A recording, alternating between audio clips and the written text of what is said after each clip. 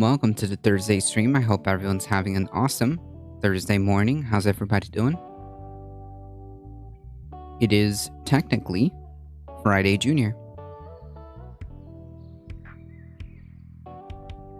One more day to the weekend, folks. Hey, Thundera, how's it going? Do you know why Dave Rubin was trending on Twitter?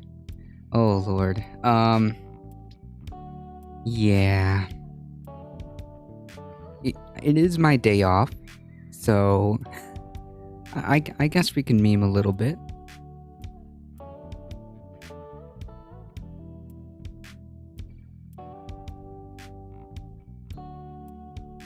I guess we can meme a little bit.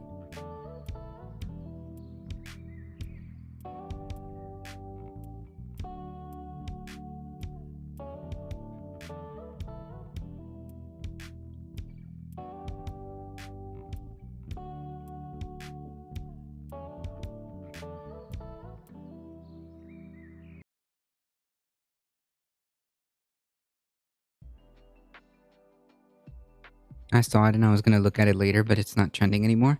A certain report of majority probably has that clip. We can try to look it up.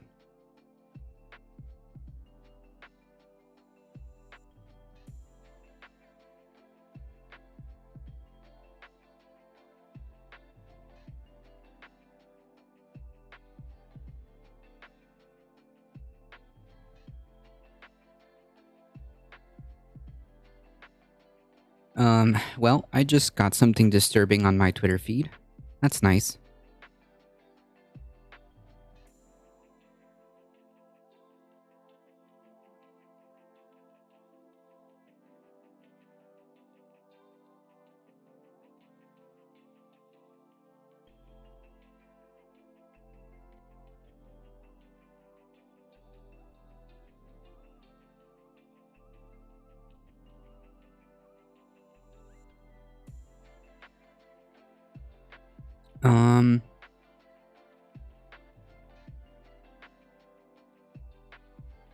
Yeah, I don't see it trending anymore, but that's A-okay.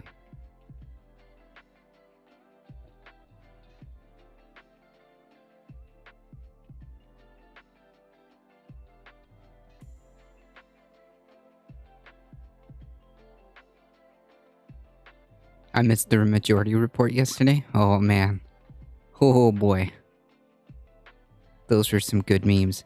I have a feeling that that's why he was trending. So, you know what? Let's see if we can get... Let's see if we can get that clip. Oh, okay. Here we go.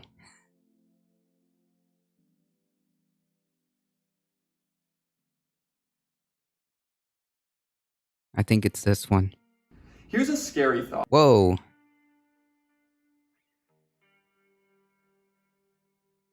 Yeah, save the bees. With some trepidation. Okay. Because I feel like we may be obligated to end the show forever after we play this clip. We have reached the pinnacle. It's not going to get any better for the mockery portion of the show. Yes. Dave Rubin, who was at one time, and I think still fancies himself to be a comedian. I have all the respect in the world for former comedians who come in and become political commentators.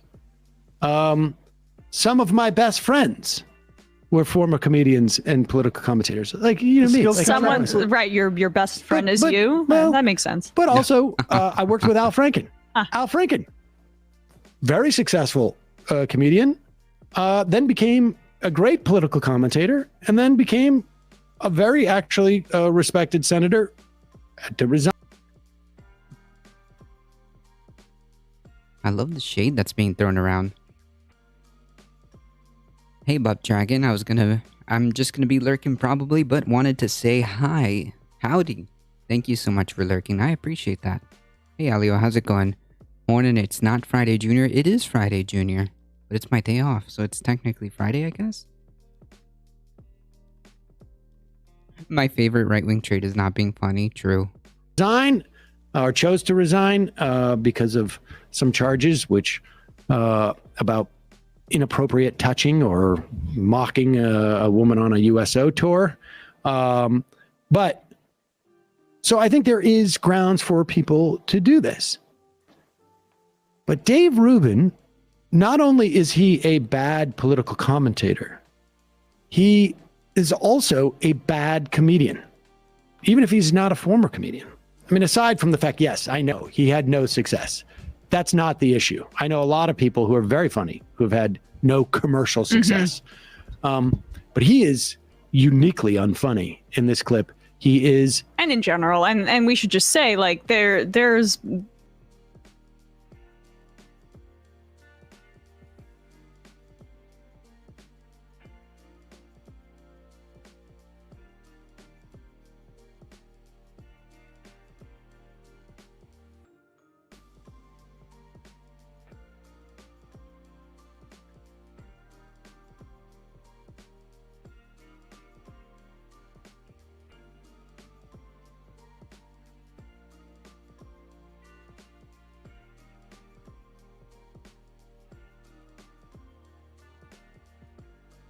Sorry about that. It's been muted. I knew that.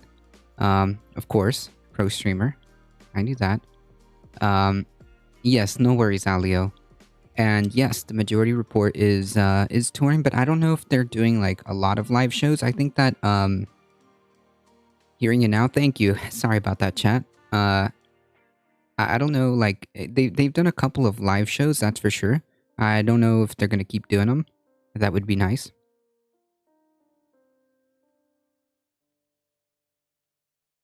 It's definitely Thursday. Honestly, being in Arizona, not having to change clocks is often more confusing. Yeah, I don't understand. Like, just leave it alone. I don't think we should, change time anymore. Friday, not daylight savings. Yeah, I'll just blame it on daylight savings. There you go. There you go. Easy peasy. there's an effort on the right wing to make their content comedic. Steven Crowder engages in some of this. To me, this appears like Rubin is trying to get in on the Crowder energy. Yeah, somebody said to Dave, I blame why don't you go DST back for to your sure. comedic roots and drop some comedy in? Yeah, like the last liberal thing, you've kind of sucked that bone dry. Now, basically, let. Yeah, like we should all be thankful. We should all be thankful for the right, because like, where else are we gonna get content like this? You could get in on the Crowder game. You could do Tap it. that skill set. I have a prediction. After you see this video, you can decide whether you agree with me or not. That if Dave Rubin continues to do comedy or attempt to, he will hire a writer. Here is Dave Rubin. Just to set the scene, we come in on a clip of The View where blame it on Aaron the Navarro and Whoopi go. blame it on the DST, not on the Henny though.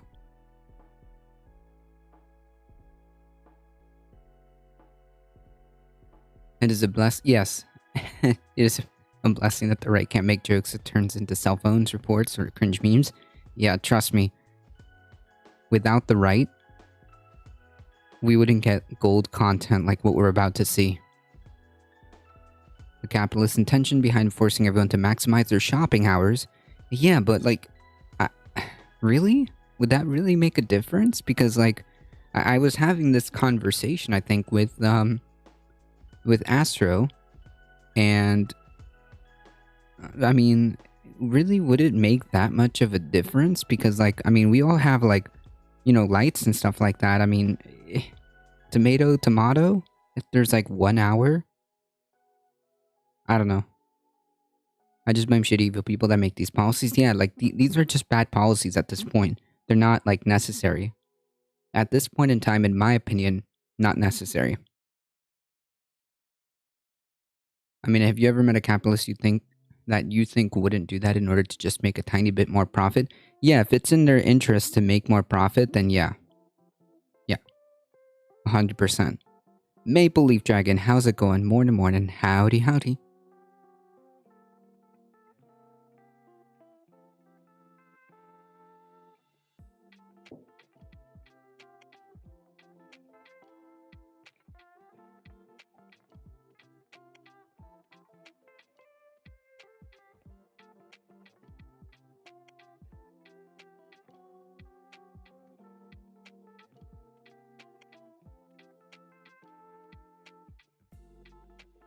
Pretty good. Still waiting on door locks from my landlord. Oh boy.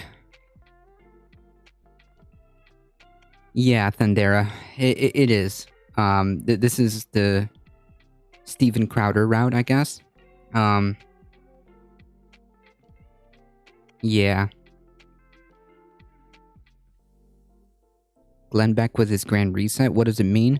The Grand Reset is like taking something like innocuous, like, wow, the oligarchs in this world are trying to continue to maintain their power and status and, you know, to be still at the top of the hierarchy, and then like create these like weird conspiracy theories from that, right? It pains me to realize how gorgeous Steven Crowder would look with proper makeup. I never thought about that.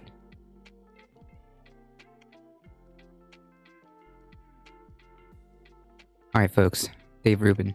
Goldberg are talking about how Tulsi Gabbard needs to be investigated for being a Russian asset. And Dave uses that as an opportunity for comedy. Yeah, we brace yourselves judge it based on for that. this historic clip.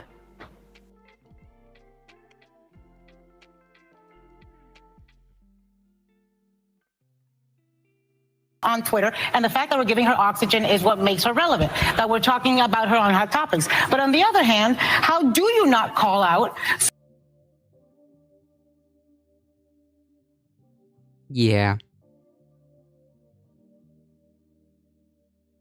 That's Dave Rubin living his best comedic life.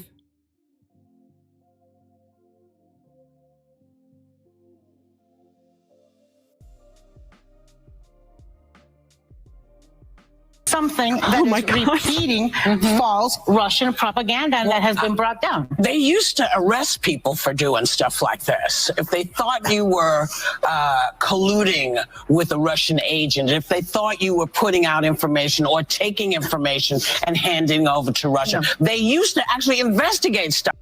To be fair, unless there's like some legitimate reason, or I should say, unless there's like some legitimate evidence, because we actually talked about maybe she's referencing the 40s and 50s McCarthyism, where you would actually be investigated for any alleged un-American tendencies, whatever the heck that means. Yeah, I'm against that, despite my disagreements with Tulsi Gabbard, and I think that she is an absolute clown. I would be hesitant to agree with, you know, at this point having like somebody investigated because they're regurgitating. There's so many people that have like fallen for like just obvious like propaganda. That doesn't mean that they're a Russian asset. Okay, just to be clear, the more simpler answer is she's just a clown.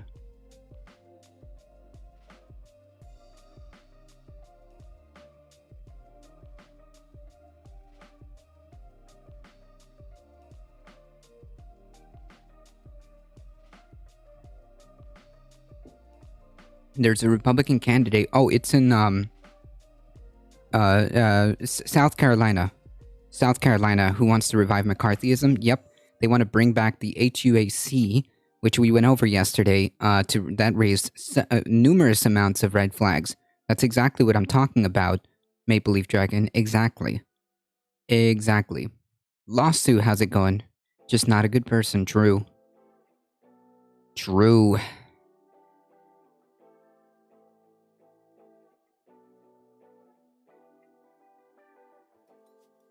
While y'all folks are here, please take a second to head on over and just click the follow button. Show some support to Lawsuit, alright? Takes 5 seconds, I promise, please. Astro, how's it going?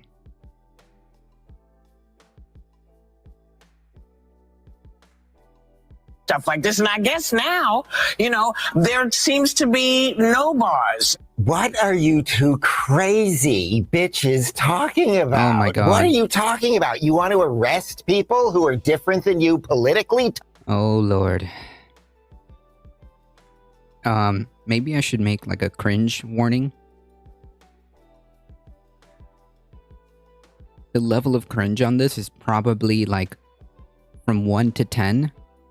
I think the level of cringe on this is probably a 12. Like, at this point, like, it's just cringy. Like, I didn't see the full segment. Yeah, trigger warning, cringe. I didn't see the full segment. I just caught like parts of it. And oof. Sunny and mild spring day, nice. Tulsi Gabbard? She's a member of our military. She's a former congresswoman, a Democrat. You just don't like her, so you want to arrest her? You want to arrest Tucker Carlson, the very dapper Tucker Carlson. What? Oh, no. Oh my god. Oh, okay, it just keeps getting worse. I didn't understand. I did not understand. Okay. What are you saying? You guys are nuts. You're just nuts. I only agreed to do this show because I thought that Whoopi was sane. She was good. Sister Act 2. Anna's just nuts. I don't even know what she's. Wait, is Dave Rubin supposed to be Meghan McCain?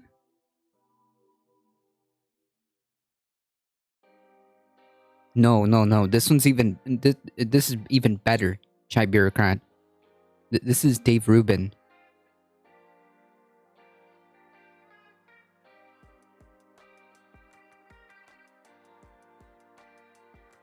Where's the jokes? None. There's no jokes here. It's just cringe. I don't know how to describe this. Like trans face? Well, I don't know if he's like trying to make fun of trans people. I think he's trying to make fun of, I don't even know, Meghan McCain? Is that the, like, it's very hard to kind of decipher what's going on here. I mean, maybe it's not out of the realm of possibility.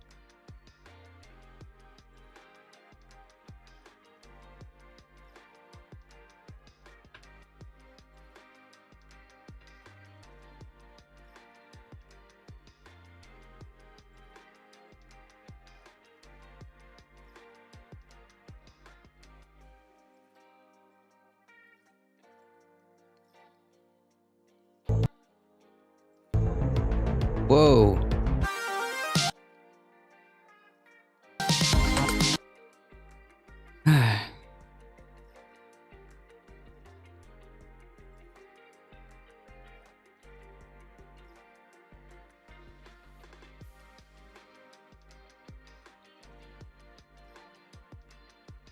Yeah, I don't know what he's trying to do either. I have no idea what he's trying to do, to be quite frank.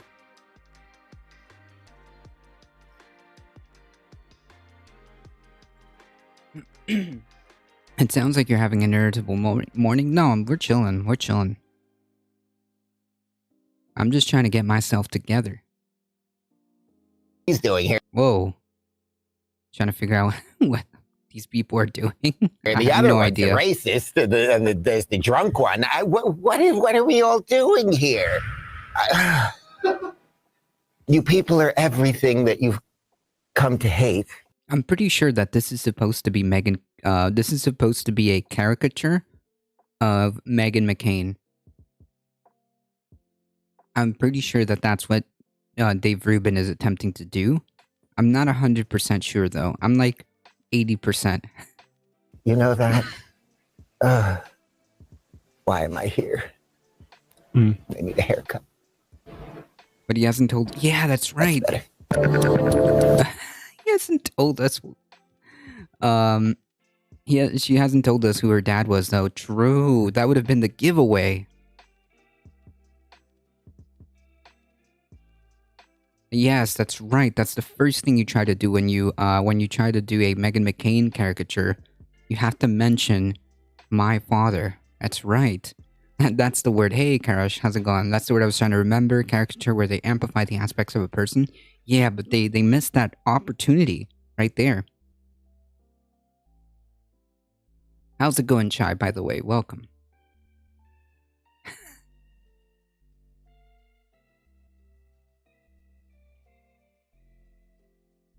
That's right.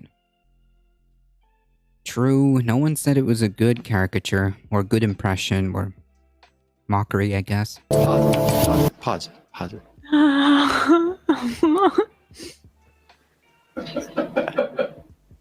It's the second or third time I've watched that, and I am so mystified by that. Let's just... Yeah, I don't get it either. There's no joke behind it. There's no, like, jokes. Good, happy to see you on. Woke up way too early, but I'm gonna hang out as long as I can. I appreciate that. Thank you. Yeah, there's no jokes here. There's just, like, a sad attempt at an impression, which seems to me like a very poor caricature of Meghan McCain, because, like, that's the only person that wasn't there, right? From The View, she left, I think. She already... Did she already leave, or is her contract already ending? I forget. I don't watch The View. I don't really I don't really care for The View.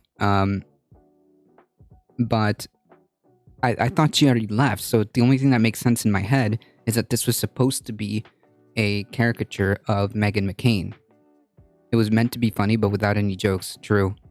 Sure you don't. Listen, Chai, okay? No one needs to know, alright? No one needs to know. What's in my browser history is nobody's business. Or, I guess not browser history. Well, I could watch The View online, couldn't I? I probably could. Yeah, no one needs to know what's on my browser view history. There you go. The far right doesn't seem to understand comedy much. I think it's because comedy is usually based in truth.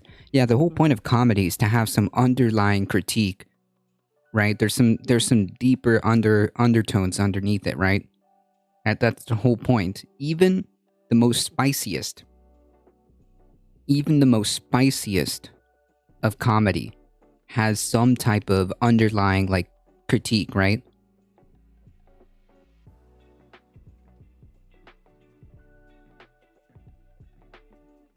Since its fans are simple-minded, it doesn't take a lot of effort, talent, or originality to entertain them. True. Don't question the whoopee. True.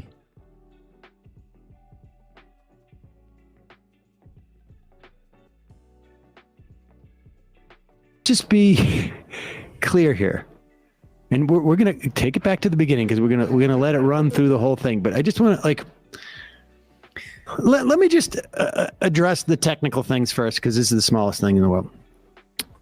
When you do this type of thing, and we all have done this for decades, cut yourself into other shows, who are in this type of line of work. You want to actually, like, there's a, when you're editing, you want to, like, you cut from reaction shot of Whoopi. Yeah, a reaction shot. You want to do that, and you also want to take some of the audio, they the room tone from the other one, so that matches, so it doesn't look like you're. So you like, can't hear the cut as well as see it. Yeah, I mean, this is the type of thing that, like, back when I would do with 2 VCRs and cutting back and forth between 2 VCRs before. VCRs? Jesus. DUP worships too many things to punch up with the comedy. Yeah, it's not even like comedy. Like, it's just bad. Nerd, true. Full stop, Terry. How's it going? I miss Emma. Anyone that thinks she looks so much like Summer Glau? I don't know. I don't know who that is. What's a VCR? I don't know.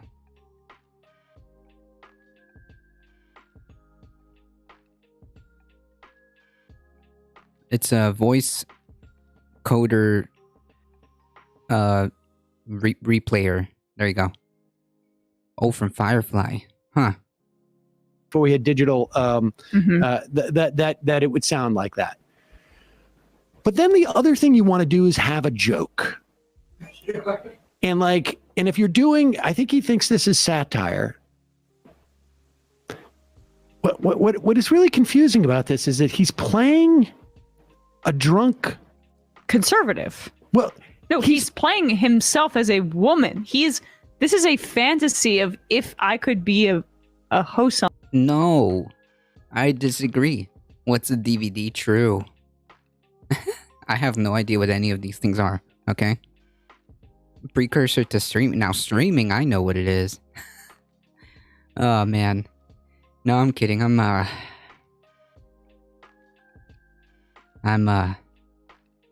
Let's just say I'm old enough to own the first Pokemon movie.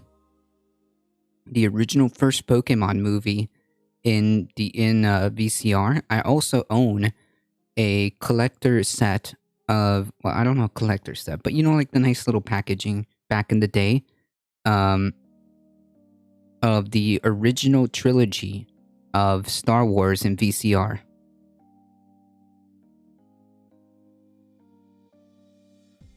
We all got Lion King on VHS lying around somewhere.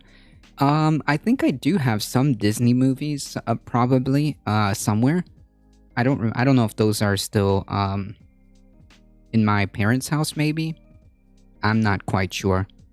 I'm sure that they're somewhere, for sure. But yeah, I have plenty of VCRs and DVDs.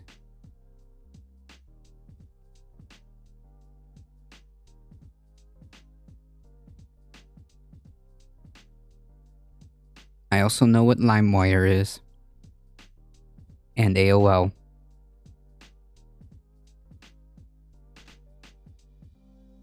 I also used to have an AIM account. Yes, they still produce vinyl audio. That's true. No Laserdisc? No, actually I don't have those.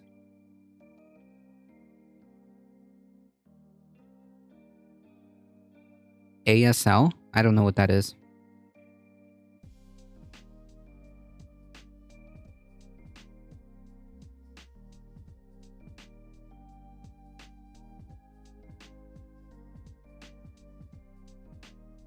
You got me on that one. My friend's kid calls records big CDs. No, they're not. That's not. Okay.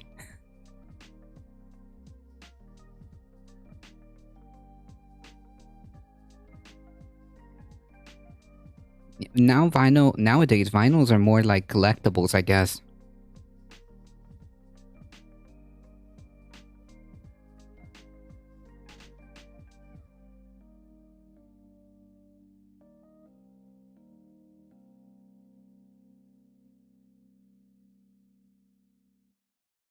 Oh, no, I didn't know that. What? I didn't know that's what that meant.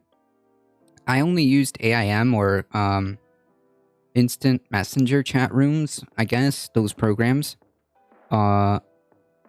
Just for like 2 people, basically. And I thought it was the hottest shit.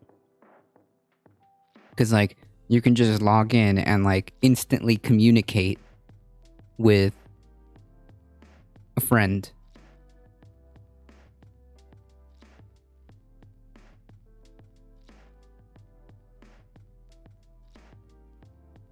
Vinyls is big among collectors. Yeah, I would assume so. I still have my ICQ account. Oh man, is that the That's the one that was before AIM, wasn't it? I want to say that's the one that was before. I fancy myself a vinyl collector. Yeah, and like, well, if you go to like a place where they sell like vinyl versions of music, I think that's pretty cool. I think Hot Topic still does that. Is Hot Topic still a thing? Wait. Hold on.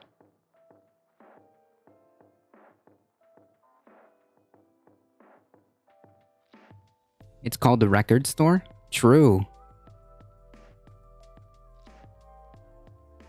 True. I didn't think about that. Existed about the same time, Older Tech, though. Gotcha.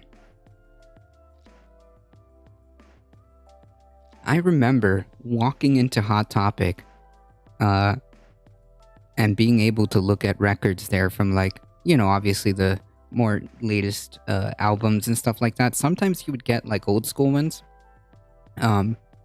But you could get vinyls there. You can get like records there. But yes, a record store would be would be the appropriate place.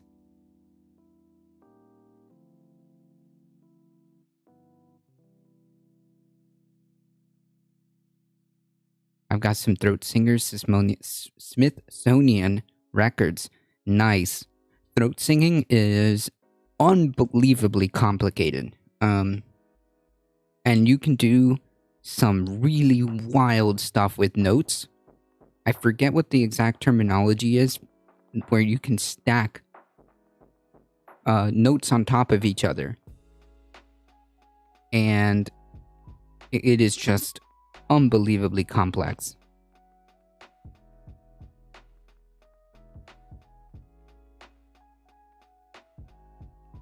Use them to do some mashups with drone or doom metal when I DJ'd in college radio. Nice. Nice.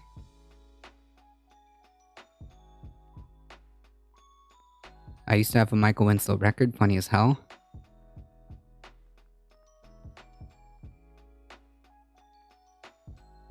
I've got the new Samsung and it has a stylus. I'm so effing confused. What? The stylus is so good. I have the one that doesn't come with the stylus, but they sell the stylus like in a separate, separately. Mine doesn't have like a thing for it, but I could still use the stylus, and I think it's pretty neat. That's how I do some of my image editing, and it's how I did some of my I think some of my background erasing for emotes and stuff.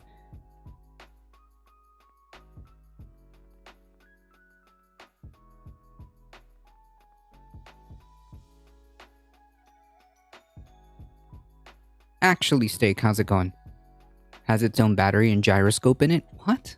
Really? Those things actually have batteries? I have to check mine. I don't even know where it is. I'm working on how to figure out air commands you can do with the stylus. Oh, I didn't even know that you could do all of that. Long time no see. True, my friend. Quite the track record. True.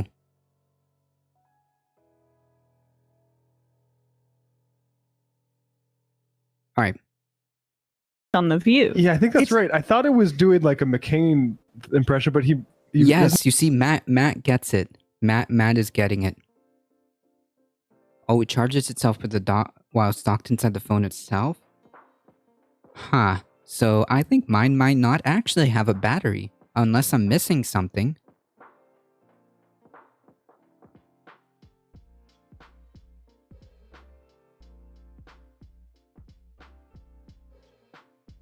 Now I'm confused. I gotta check that out, Bub Dragon. Doesn't he reference her? And all of this is just stuff he already says. But why would you do McCain impression with what she would say? Like, where is the joke? Right. See, Matt gets it. I thought it was a Meghan McCain impression. That's what I thought. Like you said, it's like as if like he's not doing a comedy bit. No. He's doing a performance piece, which imagine if I were on The View and wearing a wig and wearing lipstick. But then can tell this them, is what it would be like. But then can like deliver the message that I want to deliver. Well, that's anyway. the thing. It's not like he's not playing a character. He's just, the character is Dave Rubin, who has a slightly different voice and register, may be drunk, and as such is wearing a wig and lipstick. Dave Rubin. That's what this is about.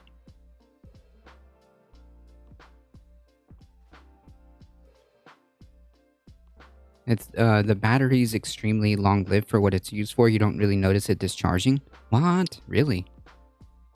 He is still active? Yeah. He is. He is. Red lipstick. And it's amazing, as one commentator pointed out, to go through all that work of the lipstick and the wig and stuff, and not write a single joke other than like maybe the joke was you mentioned Sister Act. Right, and Sister Act too. Sister Act was and actually also, like, I mean, that was a sort of funny joke, I guess. I mean, well, relative to the other thing, like it's a reference. Like, you're great. It's not a joke. It's just I recognize this because Whoopi Goldberg's on there. But Recognition is not a humor. His character was saying, No.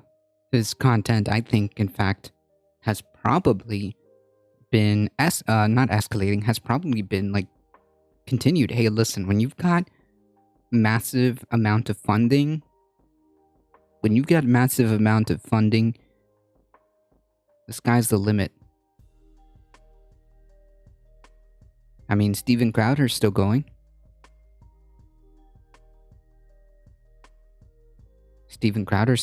So The Blaze brings in lots of money. True, exactly. saying you're great because of these movies, as opposed to you're great because you speak your mind on The View. Big dangly things. I'm still waiting. I'm still waiting on my funding. True.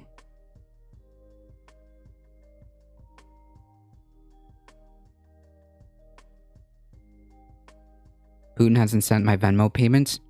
Damn, these sanctions are really squeezing us, huh? You're being generous. I'm not saying it's necessarily a funny joke, but it has a joke construction. Right. It's conceptual peekaboo. We've talked about this before with conservatives. Just mention something in pop culture, and that's a funny thing. Like if a priest does that at church, like, oh, you mentioned Lady Gaga. That's right. Let's play this because I want you to absorb the experience of watching this again. Now that I told him not to put his name on the memo. True. You know it's coming, and you're not shocked, and you're able to sort of like, because the first time you watch it, you're like, when's it coming? Yeah. Where's the twist? What's the joke? And then you're just like, wait, what? Like it's like you're taking a bus ride, and there's no stop. It doesn't stop, and then all of a sudden, just the bus explodes into flames. It's called speed. But then after experiencing it the second time, wait till you see how proud he is of himself afterwards. It's fascinating.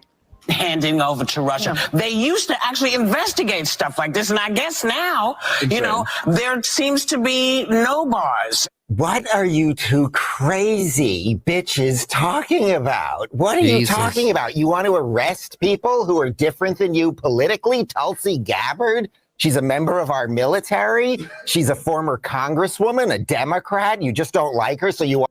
Well, to be 100%, I don't think she's active military anymore.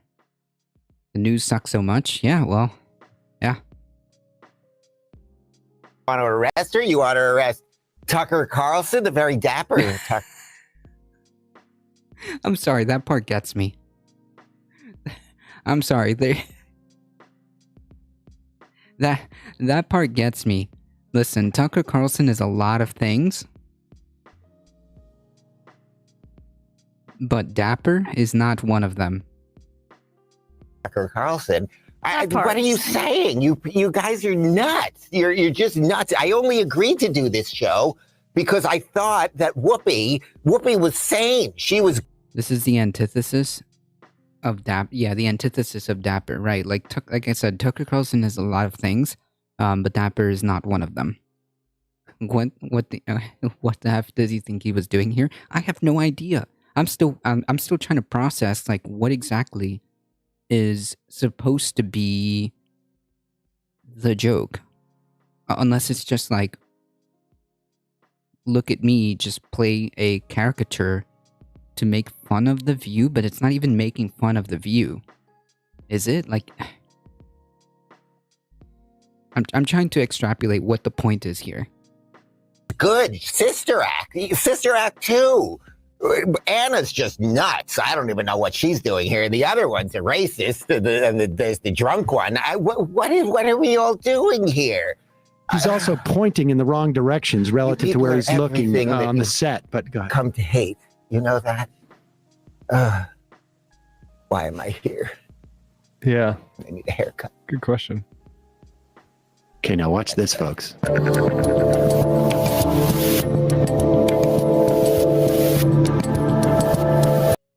Nothing beats. Gamba? Wow. Really? Really? They're trying to make me gamble? Wow. Yeah, he's just hateful. Hello there. I'm Dave Rubin. This is the Rubin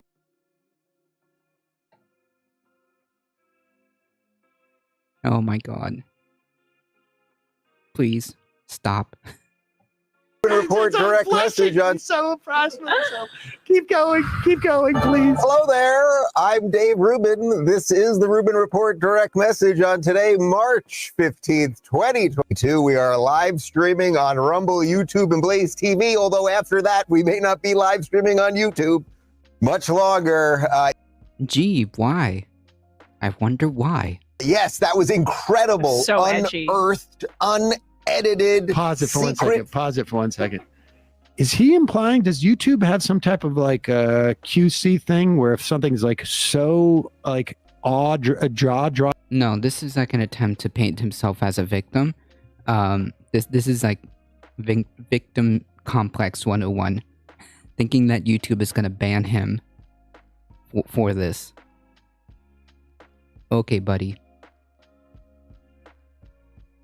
The point of the joke is it's once again an attempt to poke fun at the crazy libs. Really? Do you think that's what it is?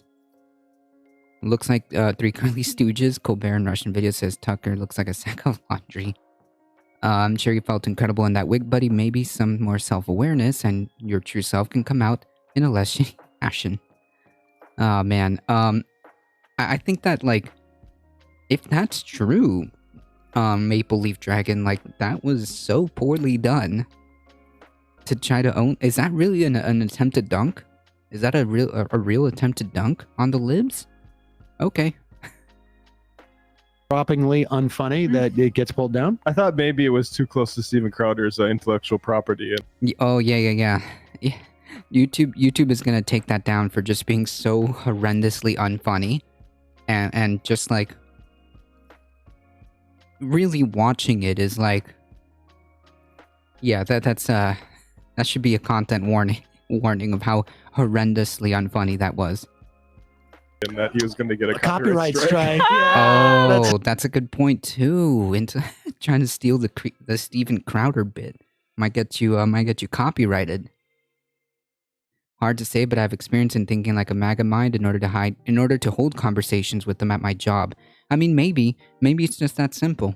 It's just like a perceived dunk on the libs, by I don't know, making a faux impression, a caricature, if you will, of Megan. I'm still trying to figure out what, like, because you don't need to go through all this effort to make a dunk on the view or on the libs, right? Do you think that's just like an elaborate way for him to just kind of shoehorn I think Tucker Carlson's hot thing into the video? Have no idea. Again, like the main joke seems to be like this is a way for him to launder his true feelings about like. Yes, yeah. Right. The point, like, if he was actually going to do a parody of it, his female character would be ramping up the like, yeah, we should execute Tulsi Gabbard or something like that, right? Being a part of the liberal craziness of the... Right, there would be an obvious parody.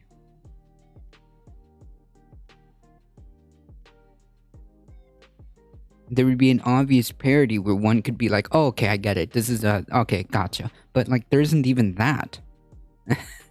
ABC's review is sloppy, but that joke was written and executed. Like, I'm still trying to figure out. That's the thing, Alio. I'm still trying to figure out what exactly it is. Maybe Maple Leaf Dragon has a point there.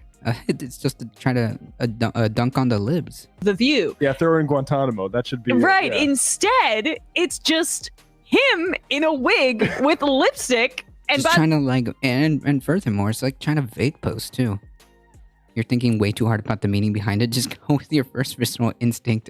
Oh, that's right. There's no logic needed in this one. Just go with the feelies. How do I feel that this?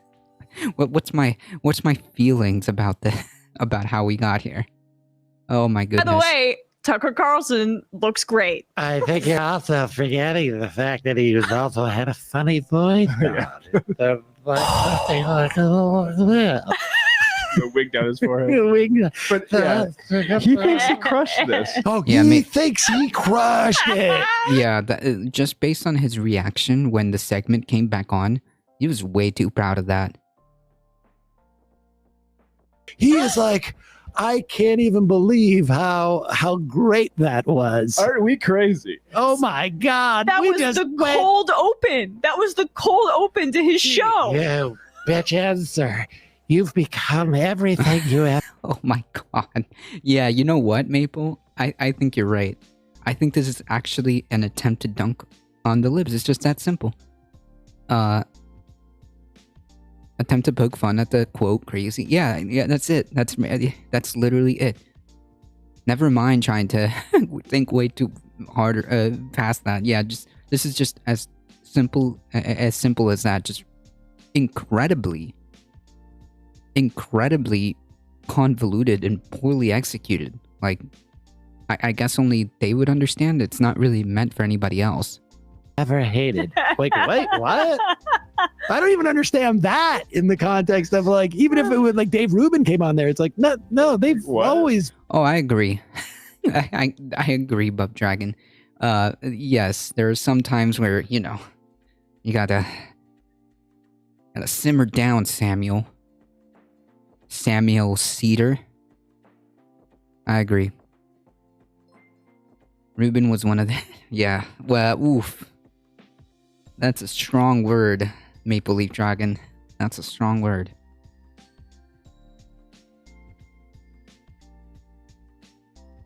It's been like, what are you talking about? All right, let's keep watching it because he's so excited about it. Yeah. 2022. We are live streaming on Rumble, YouTube, and Blaze TV. Although after that, we may not be live streaming on YouTube much longer. Yes, that was incredible, unearthed, unedited, secret footage from The View. Yeah, this is just a poor joke. This is a poor joke. Yesterday, that was guest host Darlene Rudin. Darlene Rudin?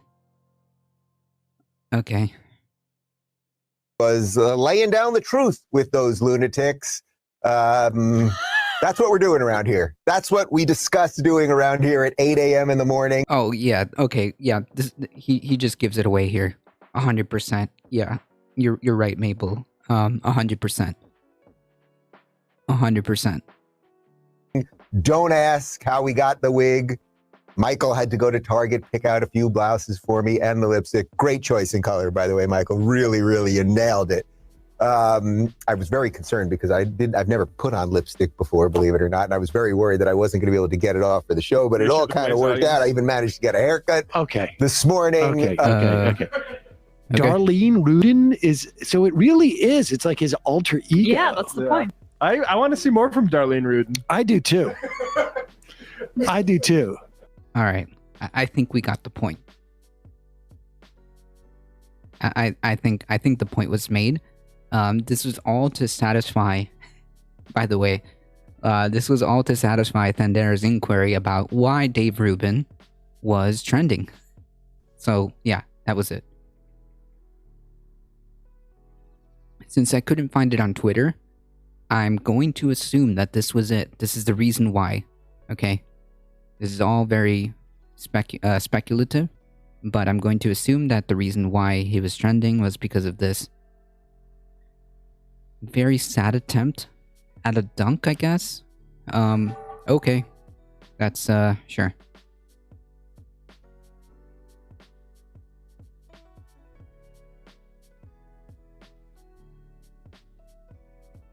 Yeah, but like, I'm not even... Because he's an awful garbage person, those people usually tend to trend. Well, that's also a good point. So many people cross-dress better than Dave Rubin. Yeah, but that's not even like the point. That's... He could have just said those things without a skit.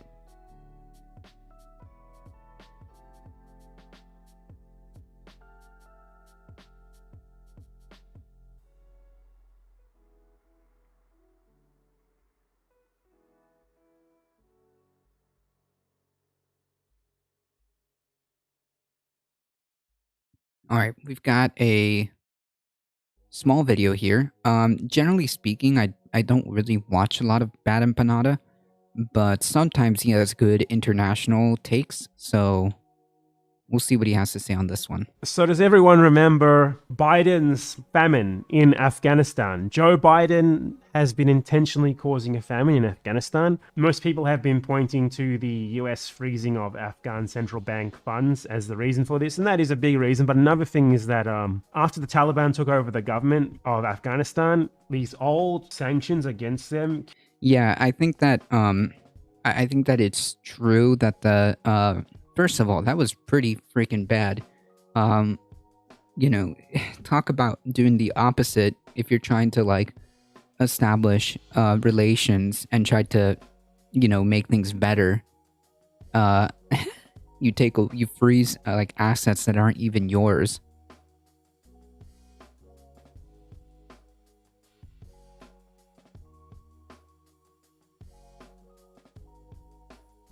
Kicked in, and since the Taliban are the government of Afghanistan, obviously that means that Afghanistan as a whole is now under US sanctions. And because of this combination of factors of which Joe Biden could immediately stop all of this with the stroke of a pen, and the EU as well, who are also contributing to this, could just stop it all with the stroke of a pen. Because of that, Afghans are going to starve. They're already starving. Not going to, they are literally already starving.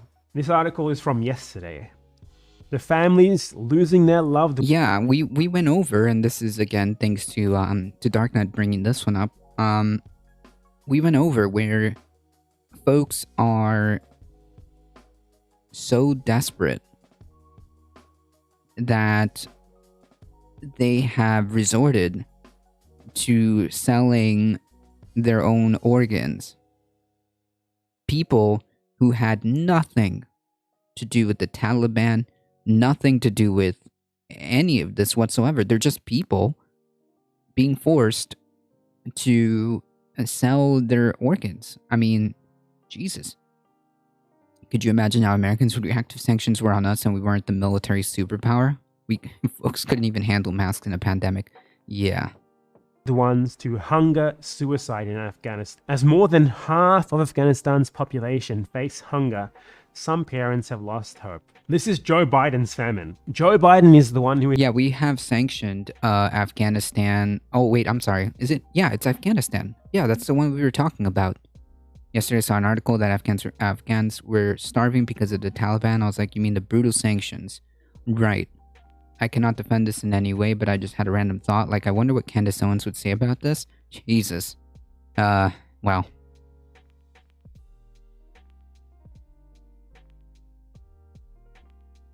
Yes, Chiberica, we have and are currently, I believe, sanctioning or have sanctioned Afghanistan. This is still ongoing. Like, the article that we read, not that long ago, was recent. So, yeah. Is maintaining these sanctions, and he's the one who has Afghan central bank funds frozen. He could change that with the stroke of a couple of pens. Same with the EU, who have the same sanctions maintained on Afghanistan. Now, this is pretty much the most pressing issue, and also the most easily solved issue in the world today, at least of significance. So sad. Like, this is bigger than Ukraine. Ukraine is bigger, but not as like an isolated war. Like as an event, obviously it's terrible what's going on there with the invasion and everything. It's worse than this potentially only because of the wider implications of like a possible confrontation. If you don't trust the CIA, then who do you trust? Between nuclear powers. But in terms of like consequences for human beings, that freaked me. That freaked me out for a second. Human suffering, this is already worse. As many as like 20 million people are in danger of starvation. 20 fucking... Yeah, that's horrifying. There's been like almost tens of millions who have, I forget what the actual stat was, who have either already given up a kidney or have considered doing so because they have no other choice. And Yemen too, yes, that's right. Jeez.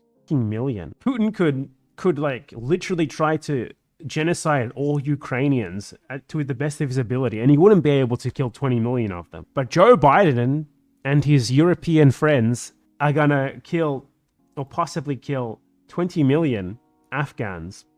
Maybe not kill. Let's say he kills 2 million. That's still far more than Putin could do in Ukraine in any reasonable. I mean, I don't know. Like, you don't need to bring up these simultaneous like incidents to just make this point. I think this point stands on its own, and this has been ongoing for obviously far longer than the war that broke out in Ukraine. So I think that this can just be its own thing, right? This is horrifying. Yes, both of these things can be true. In 10 times the time. Like, this is abhorrent and no one's talking about it. Very few people are talking about it. They have a lot of time for Ukraine, none for this, regardless of how much worse it is and how much more terrible it is for human beings. Because why? Well, because the US and the EU are the perpetrator. So let's read the article. Well, not only that, you'll see these articles, you'll see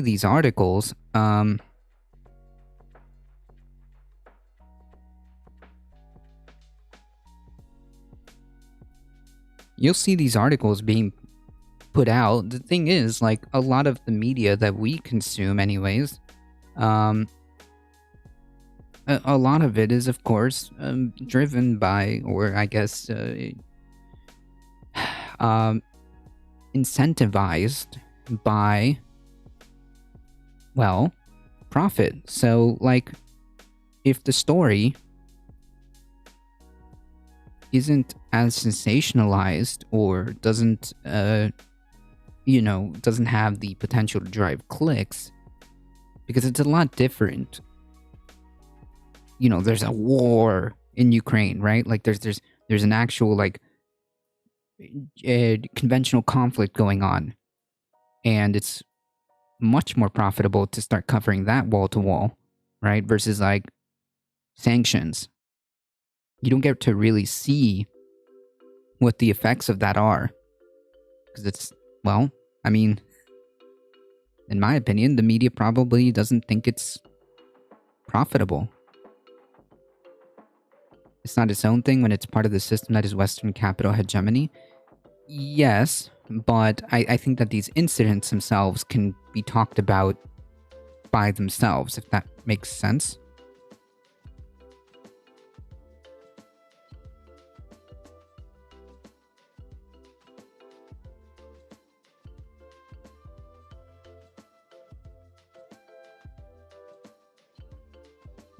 Hey Disco Rat, how's it going? There's active bombing in Syria and Yemen, so we don't... Yeah, that's true. This one doesn't get as much coverage. You're right.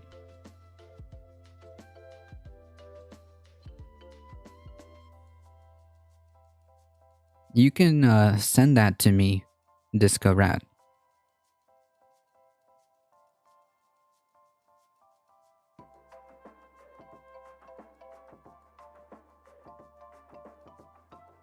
Oh, hey.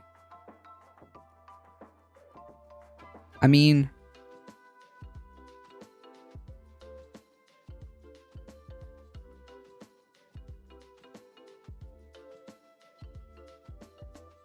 Yeah, if you can just send it to me, though.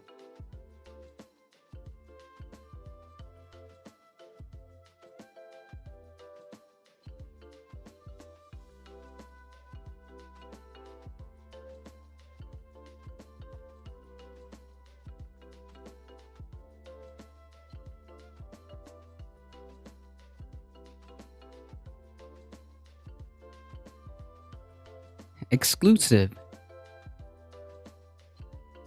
By whispers. Just whisper it to me. Exclusive. The Biden administration will offer temporary protected status to tens of thousands of Afghans in the U.S. Okay. Shielding them from deportation. Okay. Due to the deteriorating conditions of Afghanistan. Yeah, care to explain how these conditions became deteriorating? Because that would be an important fact, I would say. I think that would be an important aspect to this story.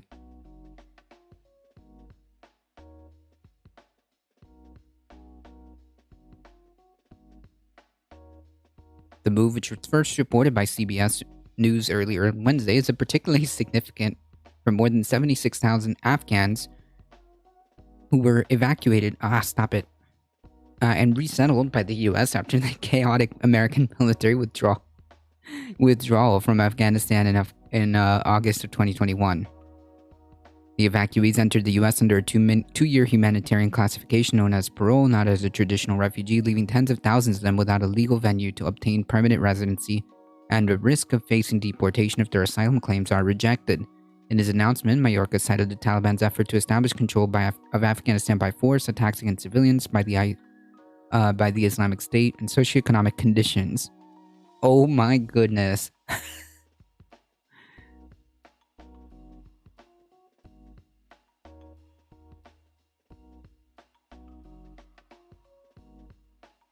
Including the country's economic crisis, hunger, drought, water insecurity, scarce medical supplies. He also referenced human rights abuses by Taliban forces. Okay, fair, but quick question. How exactly did it deteriorate when it comes to socioeconomic conditions, more particularly the economic crisis, which of course brings the hunger part, scarce medical services? What exactly could be the reason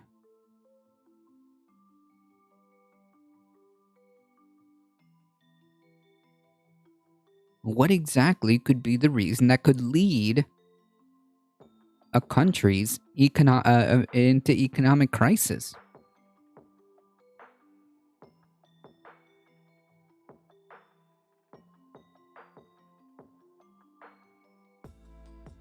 Alright, let's see.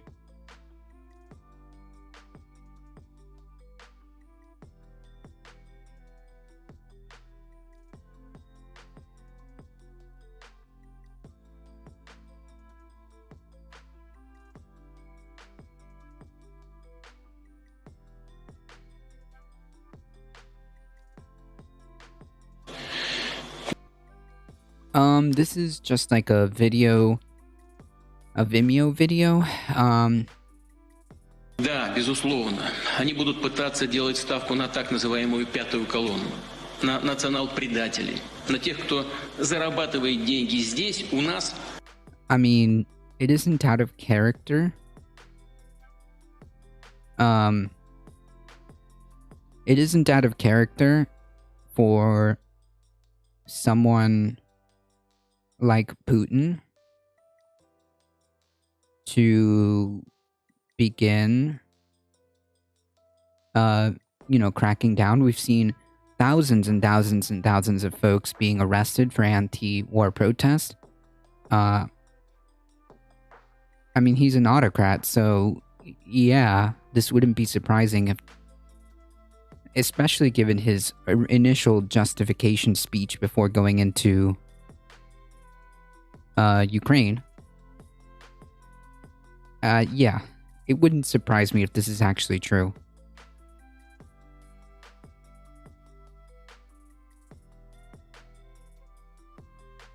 А живет там. И живет даже не в географическом смысле этого слова.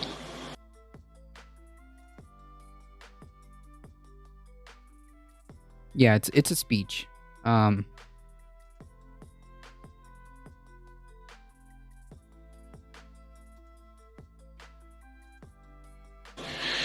Да, безусловно. Они будут пытаться делать ставку на так называемую пятую колонну, на национал-предателей, на тех, кто... I don't think so, Buff Dragon. I've never taken it that way. I've seen Astro here for quite a while. I've never taken it in that sense. If I got some weird vibes, I would probably call that out.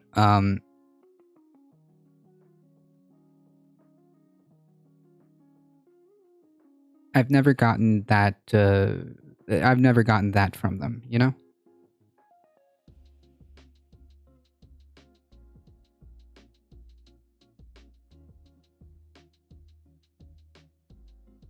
I've got to head out because I'm being... Nah, you're good, fam. It's okay. If you need to take a second, that's okay. I don't speak Russian, neither do I.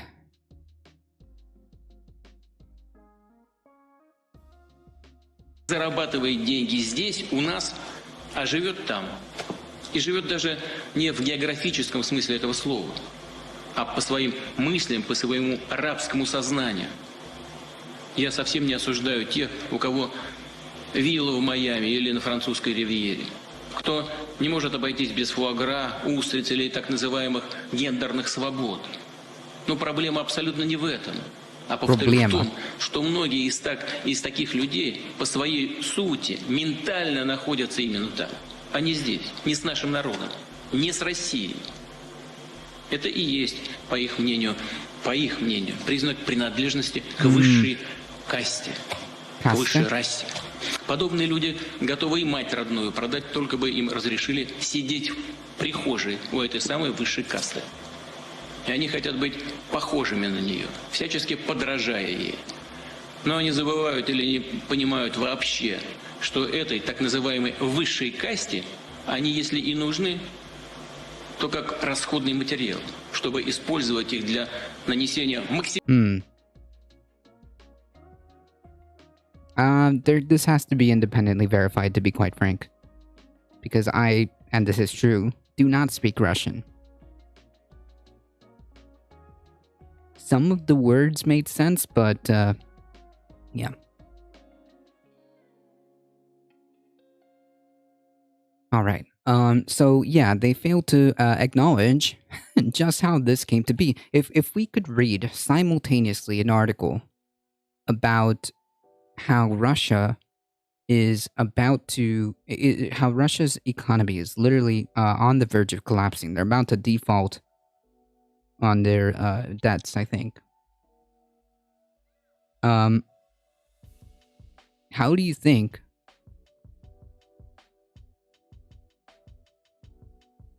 years of sanctions, what do you think years of sanctions are going to do?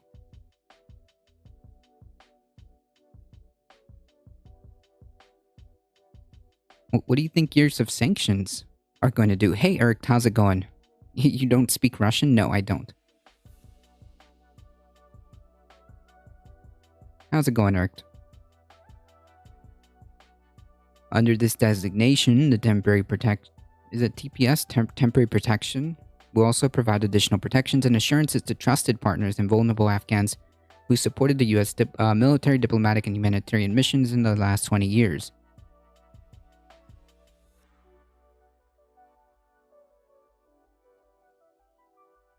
Sanctions are going to hurt the people that are at the bottom, right? Under the U.S. immigration, the DHS secretary can offer TPS to immigrants in the U.S. if it's determined that their home country is unable to safely accept deportees because of armed conflict, natural disaster, epidemic, or other extraordinary emergencies. Yeah, but like, here's the good meme. Like, why is there this issue, right? Why is there this issue? That's kind of an important fact to kind of put out there, right?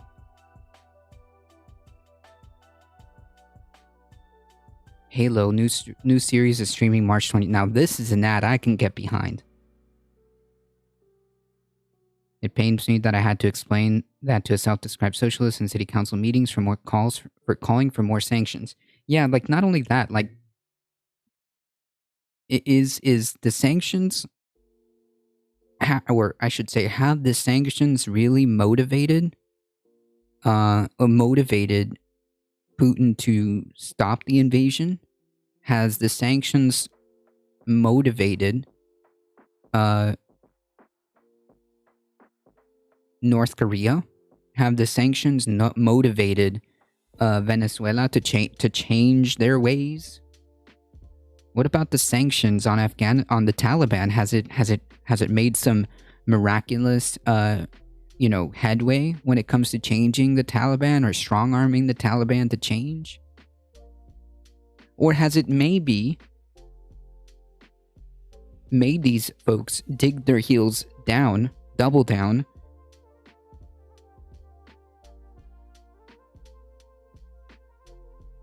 if your goal, remember, if your goal was to maybe make headway, maybe change, you're doing the exact opposite. Right, if, like, diplomacy, right? That's the correct answer. If you want to get eaten, you don't live with a tiger in your house. I have no idea what that means. Or why that's, like, relevant to the, and to the argument that, like, sanctions so far have not really slowed down or made a difference in the decision of Putin to go into Ukraine.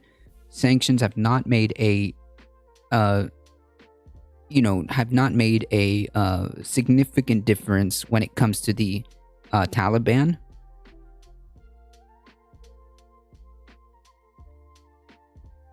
These Russian sanctions are likely going to have a secondary effect of increasing black market sales of Russian weapons and military tech too. Yeah. As bread prices start to rise in the region, many countries rely heavily on Ukrainian grain. You'll see many uprisings pop up if this goes any further. Yeah, so, yeah.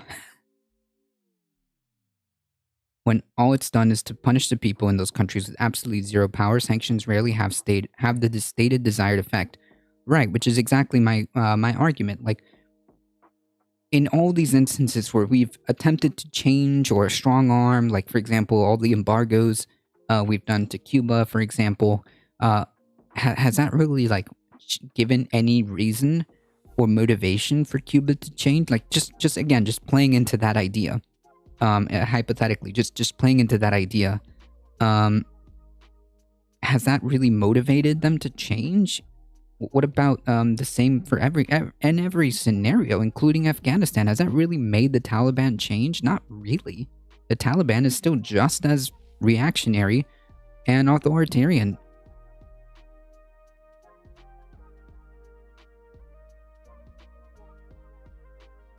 I'm not understanding what that even is relevant, Astro. So what my argument is specifically is why,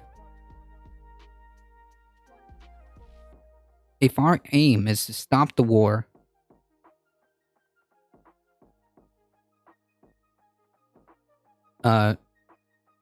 certainly the sanctions that we have placed has not done that. If our aim was to attempt to provide stability to the Middle East, as we're talking about right now, the sanctions haven't done that. That's my argument. That's it.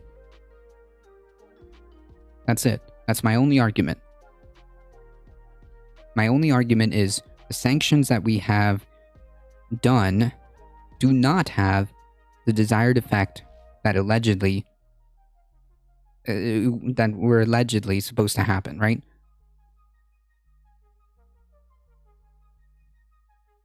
It turns out authoritarian or autocratic regimes do not care. They do not care.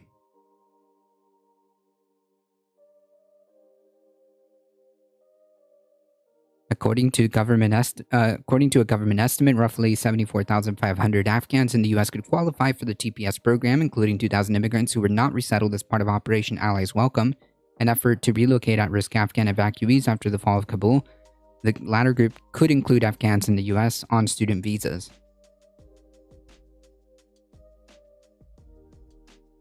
Yeah, so basically,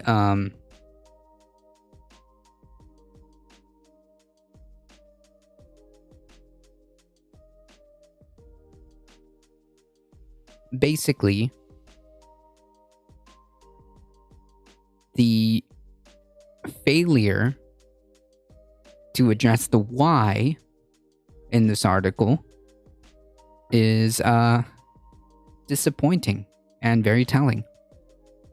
The whole point of me clicking on this is to, point out the inconvenient detail that was left out.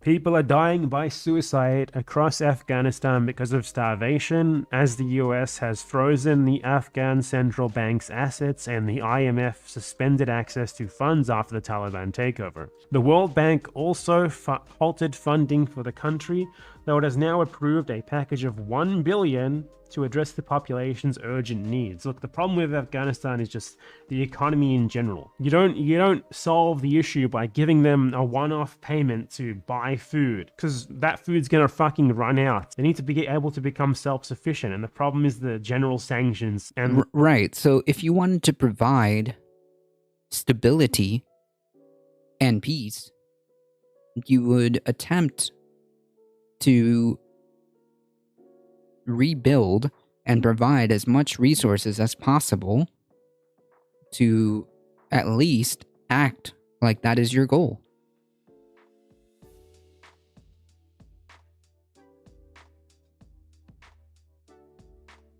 the seizing of assets, which makes that impossible. More than half the population, around 23 million Afghans, are suffering from hunger. Millions of dollars in lost income after the collapse of the government, soaring food prices, a liquidity crisis, and shortage of cash have deprived much of the population of access to food, water, shelter, and healthcare. There's no shortages here. Well, there are certainly some shortages of cash, as it says, but it's not like this is not like a crop failure or anything. It's not like there's not enough food. It's that people can't afford it. Just general economic activities depression caused by the sanctions and stuff is the reason for that. So an Afghan historian says Afghanistan faces the worst hunger in the world, and starvation compels numerous people to commit suicides every day. The current suicides of famine in Afghanistan is unprecedented, and we cannot get the example of such a large suicide in Afghanistan in history. Millions lost their lives in the 4 decades of constant war in Afghanistan, but hunger will massacre more Afghans than war in the near future. Yeah, that's true.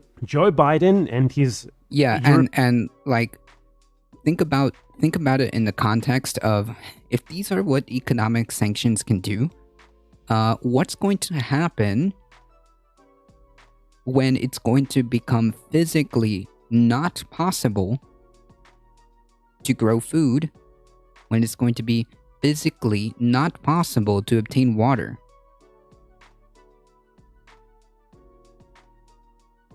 Yeah.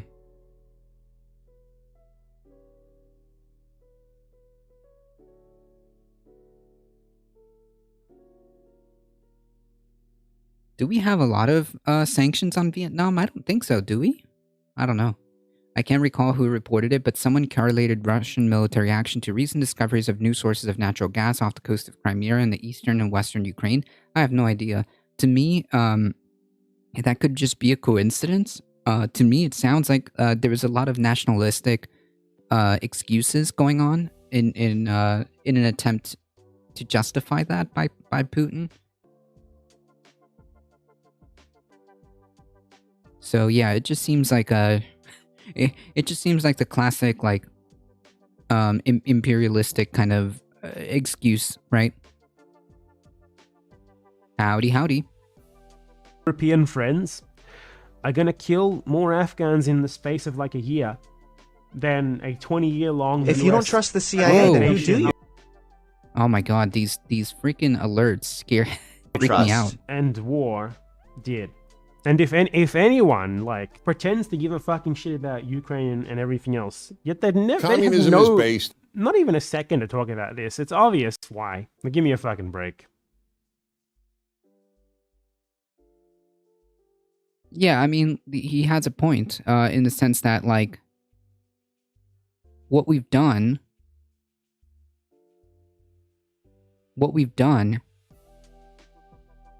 in the Middle East is twisted and abhorrent and should be condemned.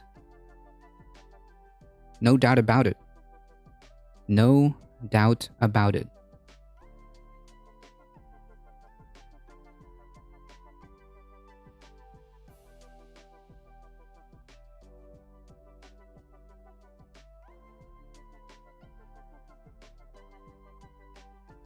Welcome to Manhattan. Morning, morning. If you guys want to check out that video, the link is in the chat.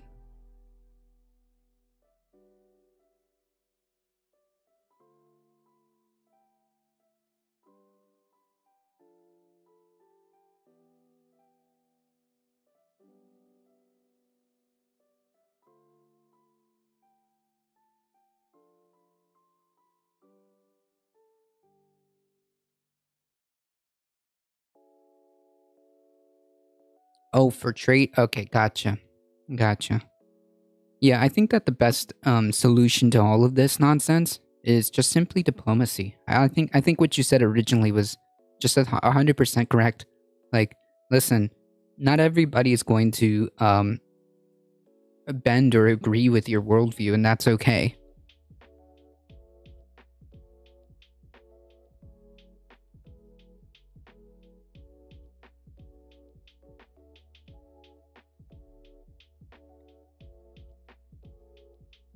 I think that diplomacy, a real effort, a real good faith effort for diplomacy should be the path forward in all cases wherever it's possible before choosing conflicts.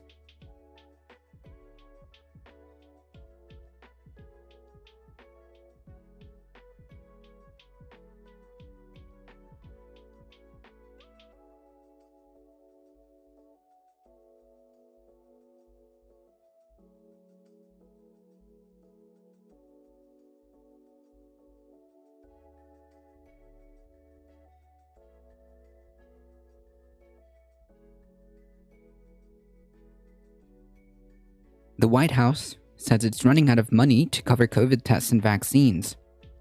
Next week, the White House says it will start to wind down a COVID-19 program that pays to test, treat, and vaccinate people who don't have health insurance. Damn, I wonder if there's only like some type of system.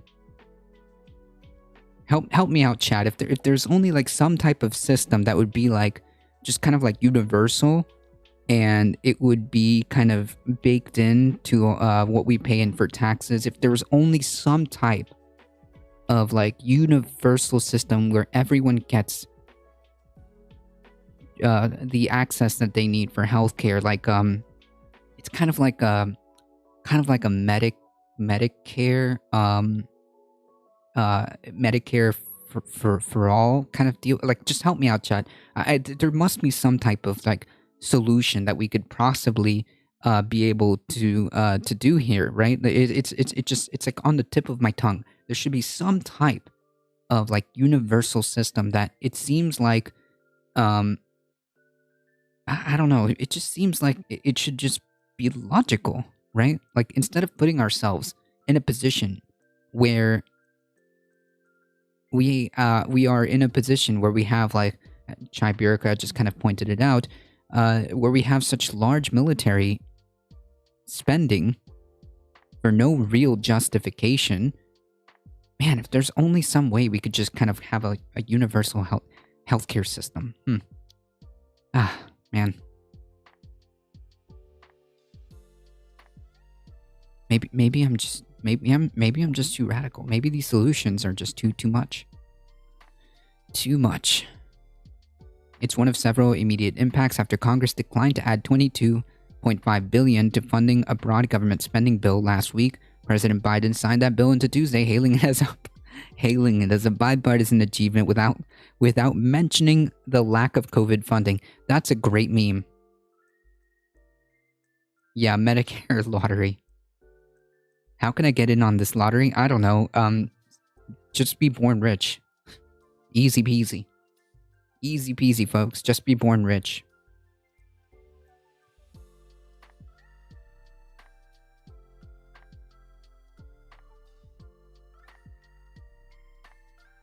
Easy peasy. Mayhem Hippie, just make a time machine or steal a time crystal from Google and go back in time and just repeat that process. Repeat that process until you're born rich. There you go. That easy.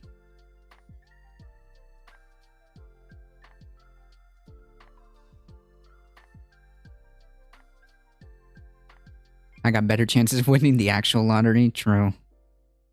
Yeah, hold the lottery once a month. The lottery winner gets to go to the doctor for one visit. One visit.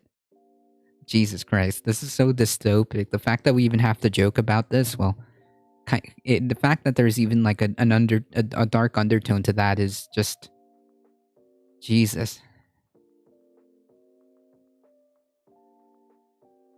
The COVID-19 funding request met with political pushback from Republicans, of course. Of course.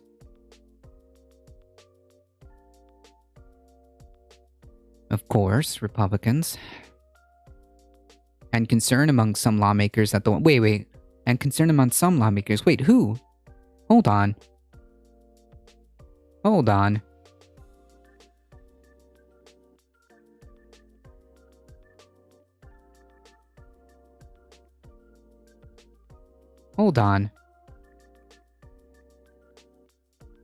Some lawmakers...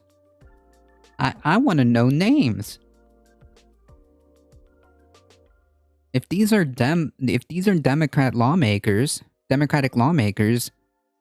want to know names, not some lawmakers. We know by default Republicans feel this way. Who is some? Oof. This is why we need media literacy, folks, to read between the lines.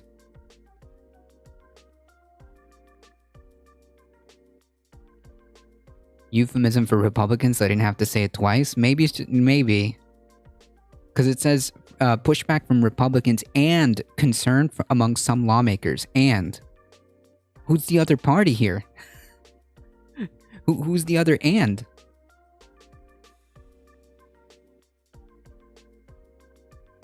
That the White House has not fully explained how, and concern among some lawmakers that the White House has not fully explained how trillions in COVID money has been spent so far and what funding remains. Republicans in particular have been unwilling to agree to new spending. I bet this is Rand Paul. The White House warned in a letter to lawmakers on Tuesday that the country is being blindsided by future coronavirus variants. What we're asking for is a modest investment to not squander the gains we made over the last year. We need to remember the dark days and how quickly a variant can come. A variant is already on its way. What publication is this? Sadly, NPR.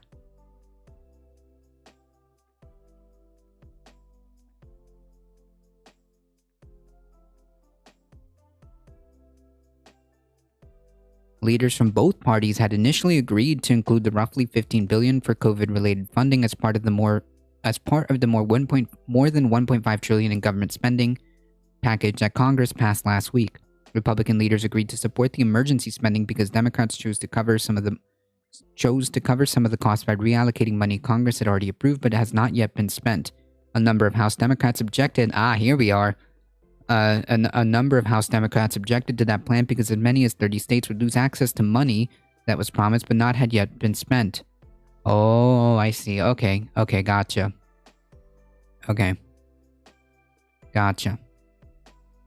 Has not yet been spent, and Speaker Pelosi was forced to remove that funding from the broader package. Democrats say they will try to pass a standalone COVID funding bill in the coming days, but Republicans broadly oppose this plan, meaning there's little chance that the measure can overcome the GOP filibuster in the Senate. In other words, this is, no, it's not happening. A number of House Democrats objected to that plan because as many as 30 states would lose access to the money that was promised but had not yet been spent. So the Republican Party is trying to strong arm, probably on purpose, to torpedo this, and then it just doesn't happen at all. So that's what it seems like.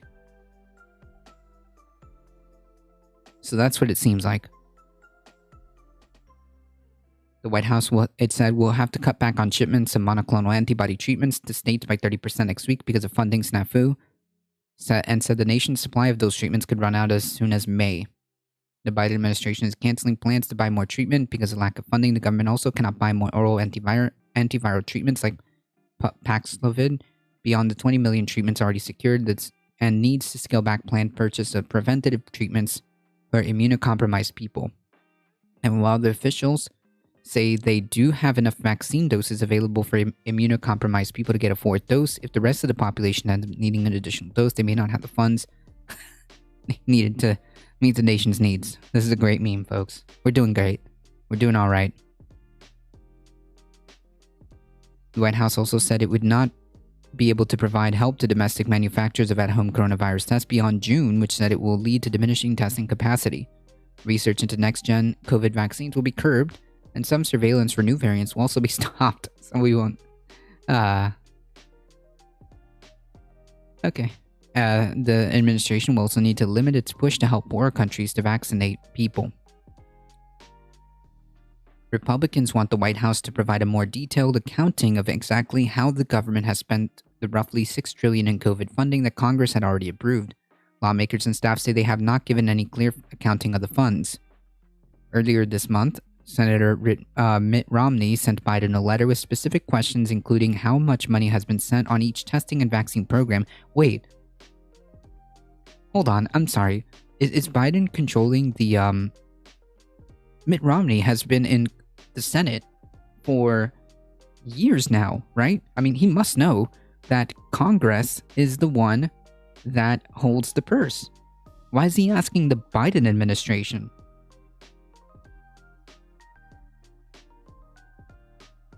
Like, am I missing something?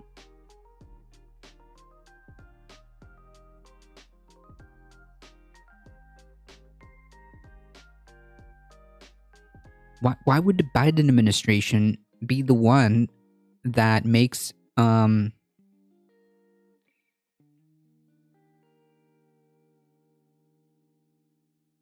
would have this information? Unless they're talking about like the office of specifically that handles budget allocations, but isn't Congress the one who controls? I don't know. I must be okay. I hate when people stop trying to. This is creepy. Okay. My AI just tried to, like, listen to me. That is very creepy. Okay. I hate when people misuse the term snafu. Right, they should be requesting this from the CBO. Okay, yeah, that makes sense.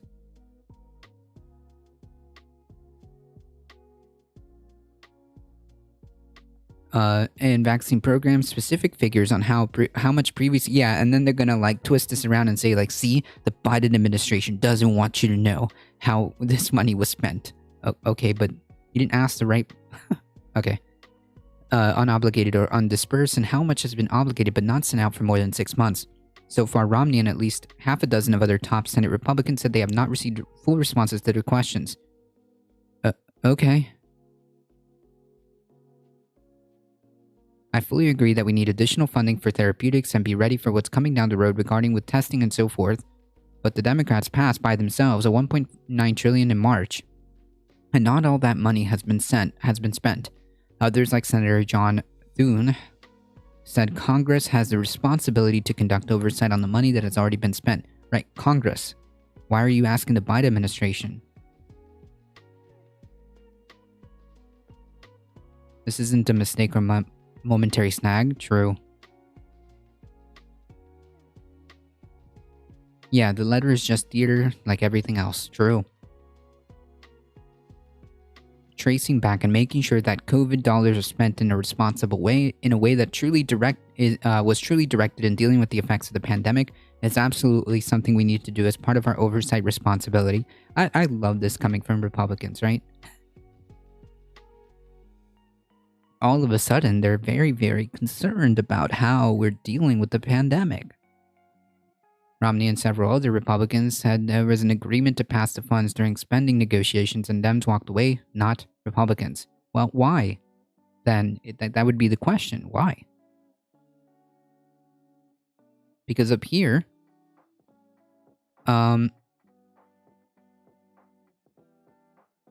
reason why Dems didn't agree to this was because states would lose access to money. Over as many as 30 states, over half the country would lose access to money that was promised but not yet spent, which I assume is needed.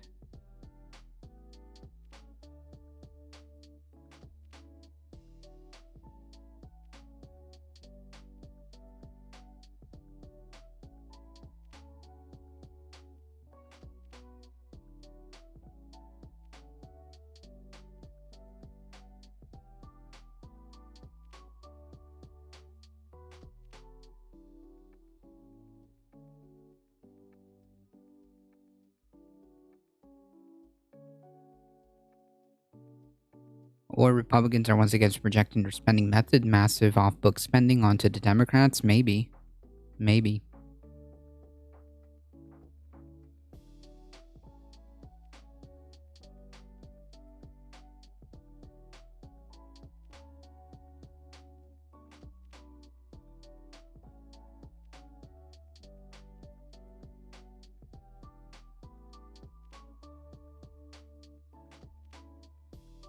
I just don't understand why it's so hard to just do your job. Help the American people. Holy yikes. Why is that such a hard concept? Like, you're literally fighting over whether or not we should continue funding resources for a pandemic, like testing, treatments, vaccinations. Mind you, only and this particular program is only for people who don't have health insurance, which is a whole other a problem in and of itself.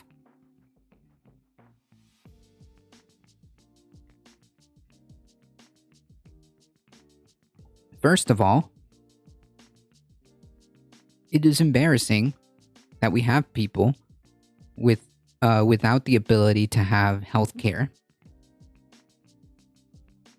And second of all, it is unbelievably embarrassing that our government is fighting over the question of whether or not we should allocate funds and resources to help said people.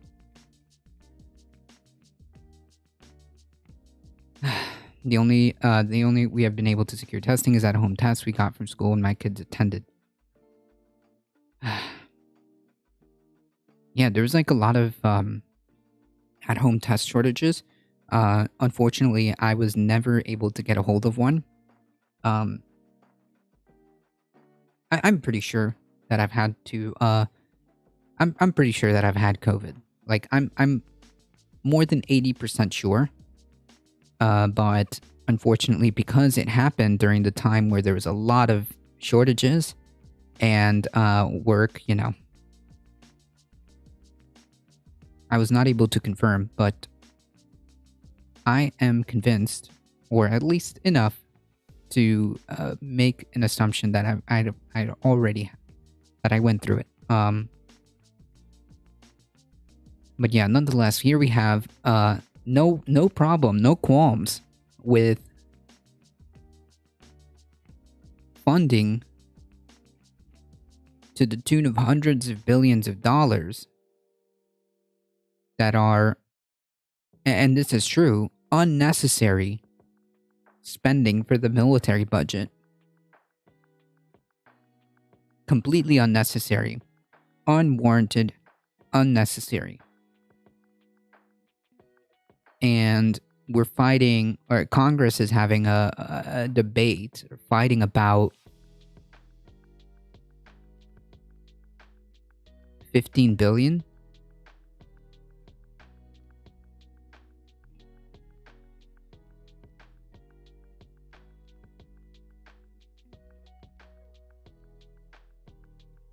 $15 billion? How much was the military? Ooh, there's like a little fly there. How much is the military budget? How much was the increase to the military budget?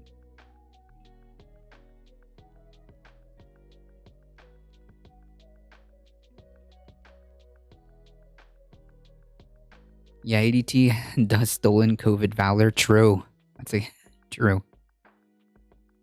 Look at the business in Chicago. I think that's where it was. It got caught taking COVID relief funds for feeding children. Imagine that that's the crime. Imagine that that's the crime. Things are so dire that you need to reroute funds to feed children in the richest country in the world. Holy yikes, that's embarrassing. Because lawmakers' schedules are filled with fundraising, schmoozing with donors, and strategizing their own re-elections. Who has time to help their constituents? Right, I forgot about that. So important. Sorry, I'm silly me. I forgot about all that.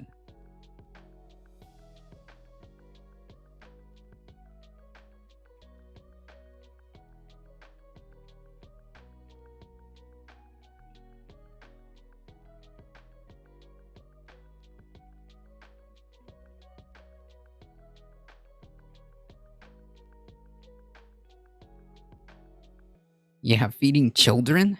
What? Arrest them all for for fraud. The job is getting reelected and not legislating or leading seems like a conflict of interest. True.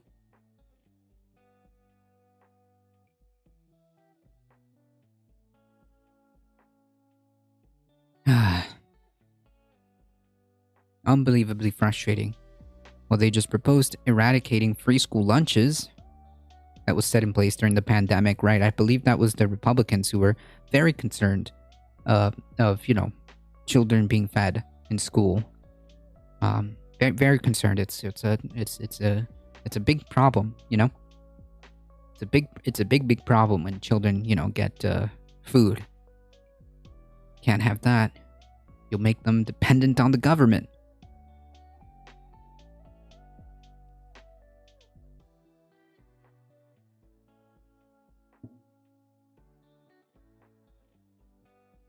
Yeah, because feeding children is way less important than some new war machine. True. That's how this works. Of course. And Troma, how's it going?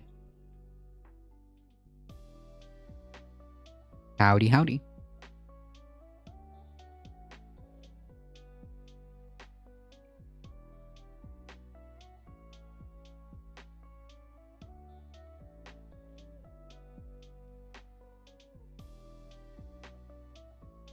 We will literally dump hundreds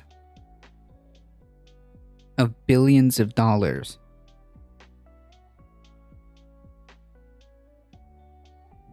completely unquestionable. Without question, I should say. We can dump hundreds of billions of dollars without question into the military.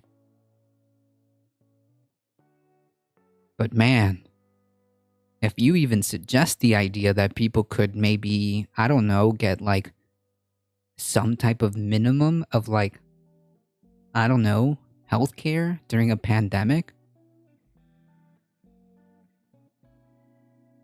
that's a step too far, folks. That just can't happen. That's just a step too far. The Bible says teach a man to fish, then tell him to F off and find his own rod and pond and pull himself up by the bootstraps while you're at it.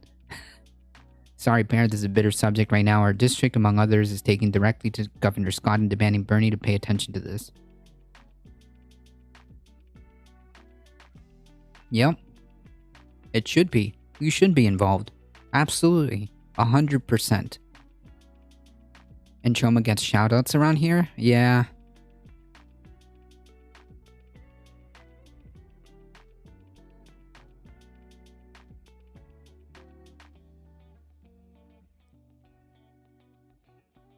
And guess who got another Lucid sub today? Nice.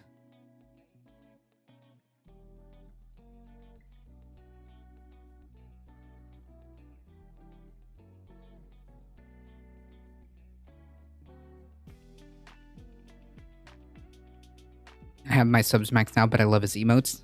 Nice. Yeah, they're cute. I like the foxes.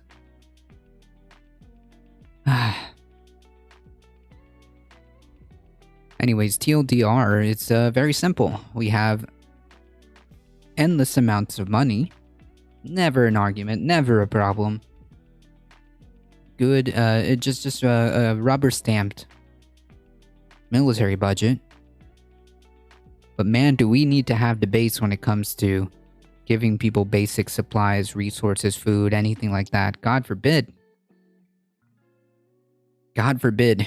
You know, we wouldn't want the American people and children to develop some type of entitlement attitude, right? We couldn't have that. Sorry.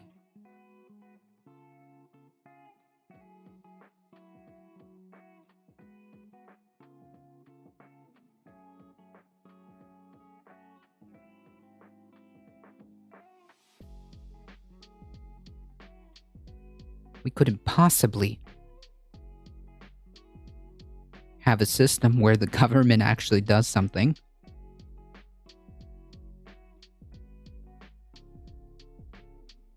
To help the people.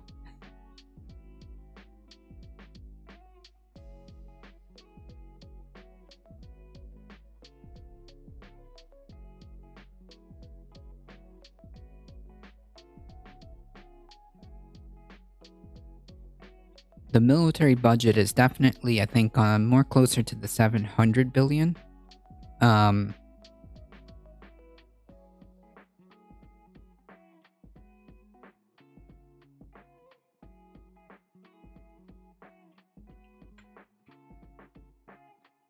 Here, we can just Google that.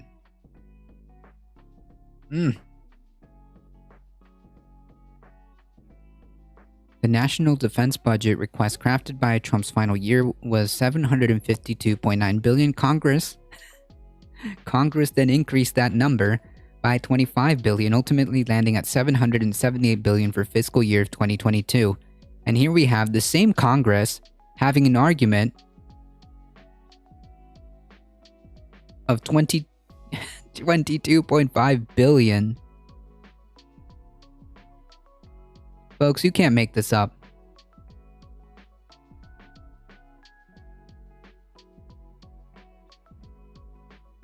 Folks, you can't make this up.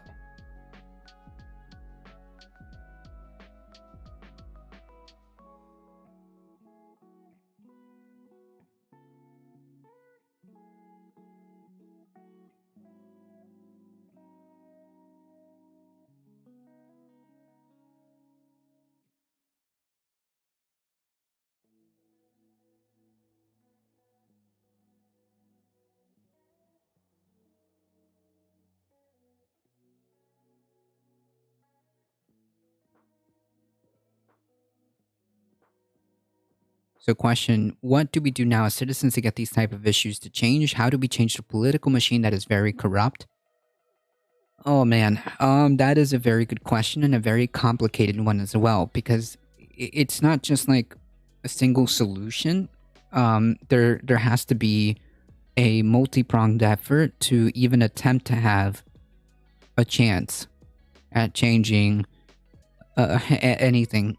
It all starts with if you want to talk about like just local politics or politics in general, it all starts down at the ground locally. And I think that's where the focus it should be if you want to talk about like electoralism, because that is a tool. It is not the end all be all, but it is a tool. And the other, avenues that also can be deployed, it would be building simultaneous power structures. This is what you would call your mutual aid, right? That's right. We give tens of billions, hundreds of billions to other countries, and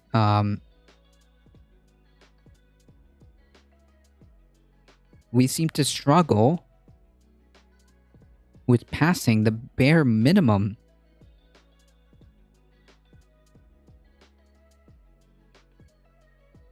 The military the military budget is so bloated that it's unthinkable for us to even have the double of the next country's budget. That would be far too small. I mean, we have like, you can stack the next 10 countries together and it still wouldn't be enough.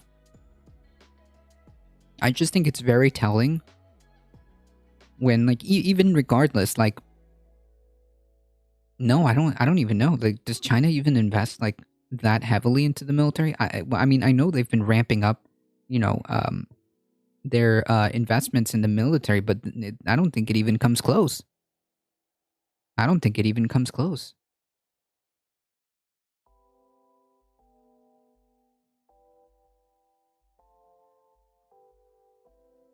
Even if we separate, wow, 252 billion to our 778. That is what, 3 times as much?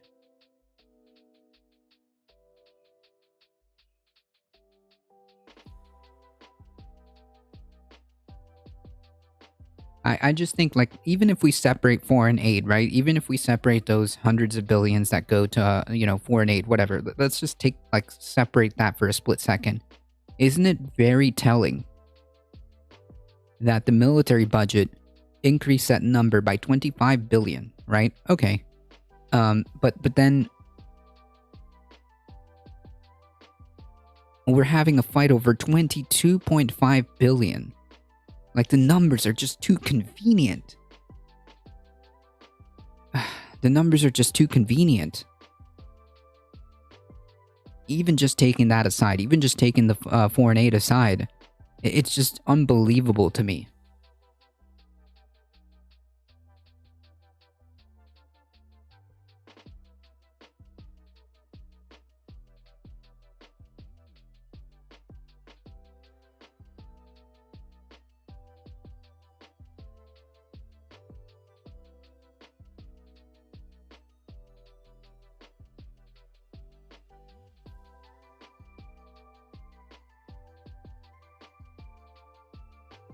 Yeah, they continue to invest in their country and their people.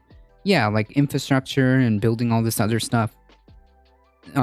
Yeah, they're we should be doing that. We should be investing in new infrastructure, rebuilding and reimagining or reorganizing our priorities, because we've got it all backwards, my friends.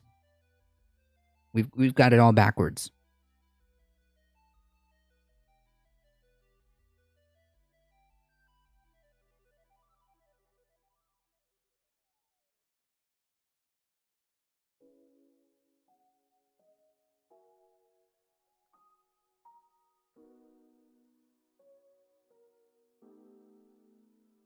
All right, folks. Yesterday, we talked about the Idaho law. The Idaho law that would it's similar to the Texas abortion law. We talked about that. Unfortunately, this came up on my Twitter feed right as I logged into the site.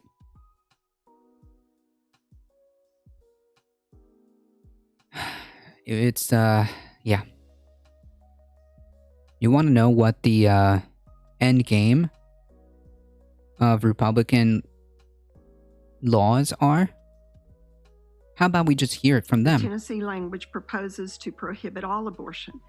The Tennessee language proposes to prohibit all abortion. It leaves enforcement up to private citizens through civil lawsuits. 1 in 6 women are victim of rape over their life. A minor who was raped becomes pregnant. They seek an abortion. The rapist's mother, father, neighbor, girlfriend decides to sue. The doctor will be responsible for paying a $10,000 fine. That is correct. Do you believe that people experiencing a miscarriage should be subjected to inquiry and subpoenas for some stranger that believes that they had an abortion? Representative, I think that any time you bring in a civil lawsuit, you must have documentation and proof of an abortion. You may not understand what your bill does, because that's not at all what this does. This allows people that have no knowledge, no standing, they have not been harmed, to bring a lawsuit against any doctor that they believe have performed an abortion. They believe has performed.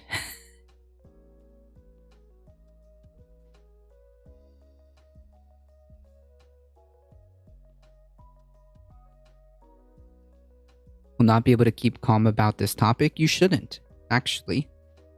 You shouldn't. You shouldn't be quiet about this or keep calm about this topic. This is unbelievably dark, and quite frankly, this is just infuriating would be the word. Yes, there we go. Abortion. That's correct. Explain your intent, because your explanation a second ago seemed a little off. My intent is to bring a bill that protects the unborn life in this state. No further questions. All those in favor say aye. This is insane. All those opposed? I think the ayes have it. Let that sink in for a second.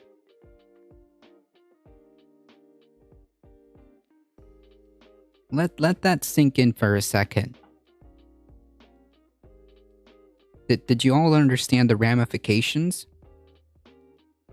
Did you all understand the ramifications of that?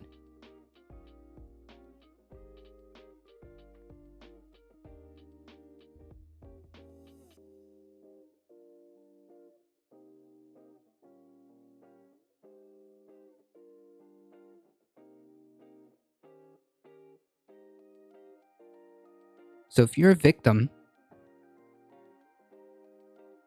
of if you're a victim of rape and it happens that you become pregnant, your literal rapist may not be able to sue for the 10,000 or 20,000 bounty, but their family can. Their family can.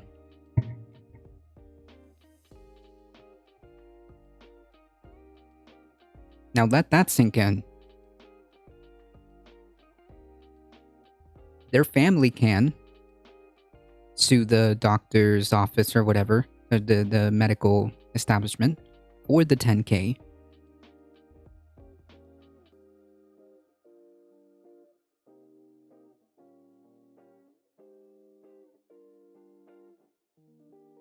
Which, of course, what you're effectively saying is that you're greenlighting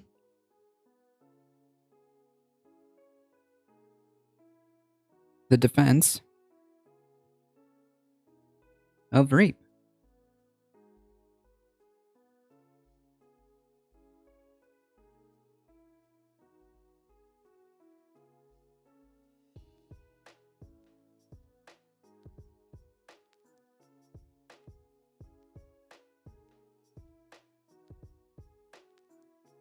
This is Idaho, I believe.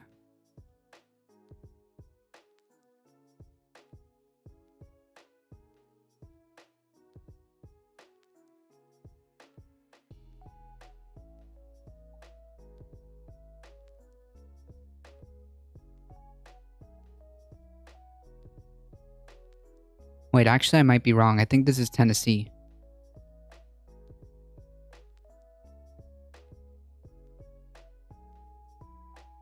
Yeah, this is Tennessee, sorry.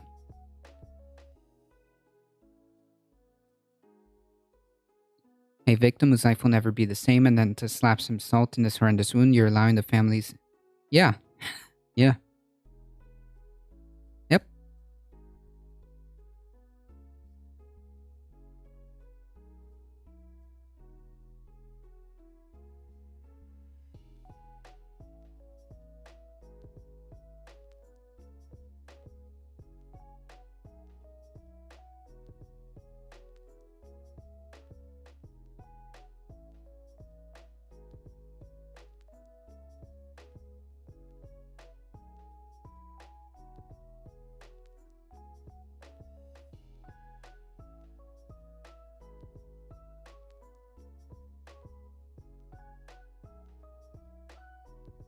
Friend decides to sue, the doctor will be responsible for paying a $10,000 fine? That is correct. Do you believe...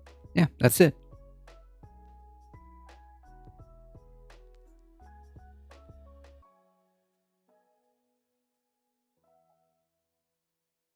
This is happening in the state legislatures. So there's your answer.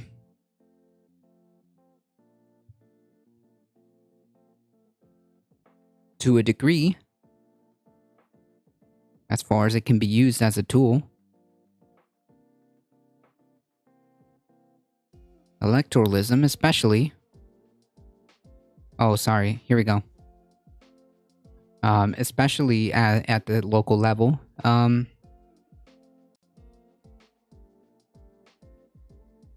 It is a tool that needs to be used. It's basically saying a male rapist has more rights than you do as a woman, even though you did not violate the law. Yeah. Yeah, that's what they're telling you. Yeah, that's what these people are telling you.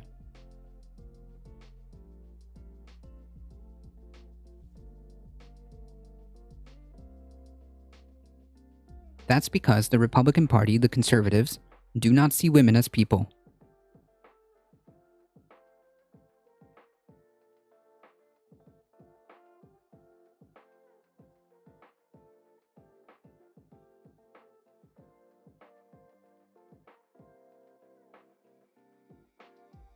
It's all about control, folks. Driven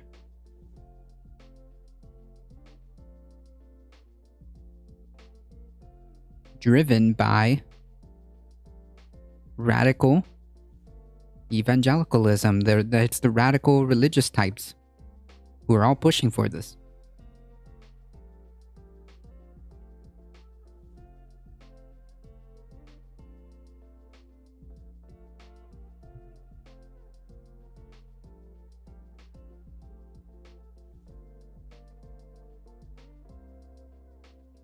This is why religion and politics are so dangerous.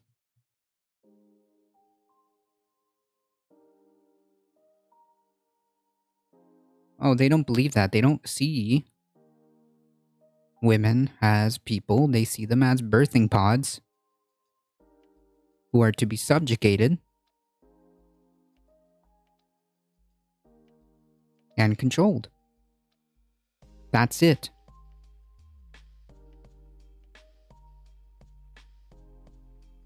That's it. That's the core of the argument. There's nothing deeper than that. There's nothing deeper than that. It's just control and subjugation.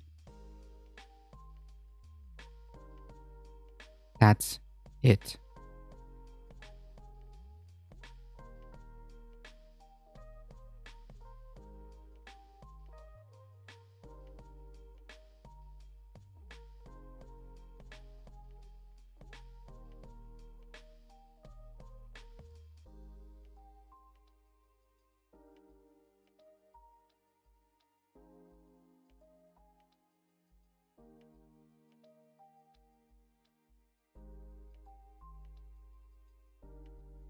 Well, the irony, lawsuit, is who is in favor of this.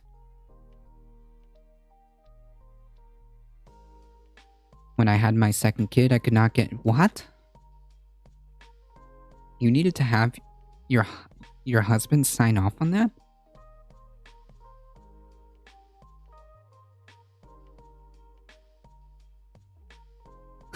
That's just unreal. That's just unreal. So again, it just kind of like steelmans my argument.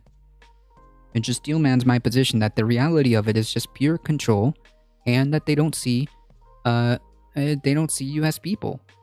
That's it. They don't see you as people.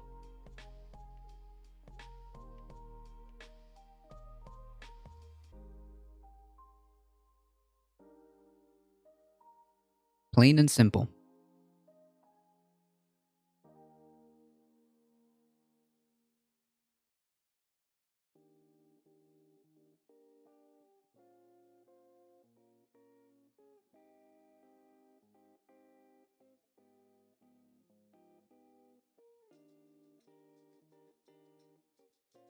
Unreal.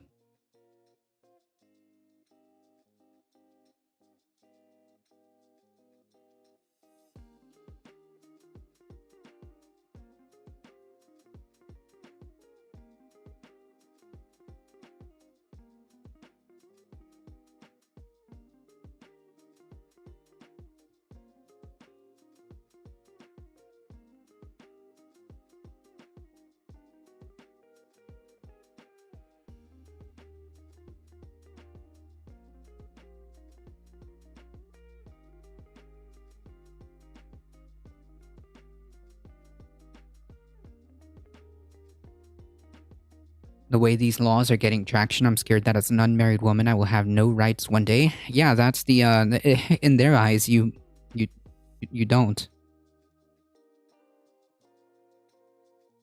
In their eyes, you don't.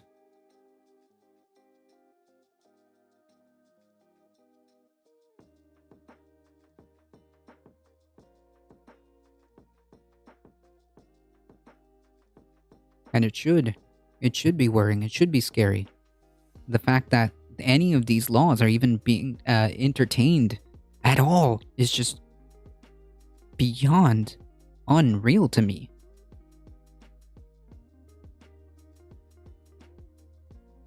The fact that any of these laws are even being entertained is beyond me.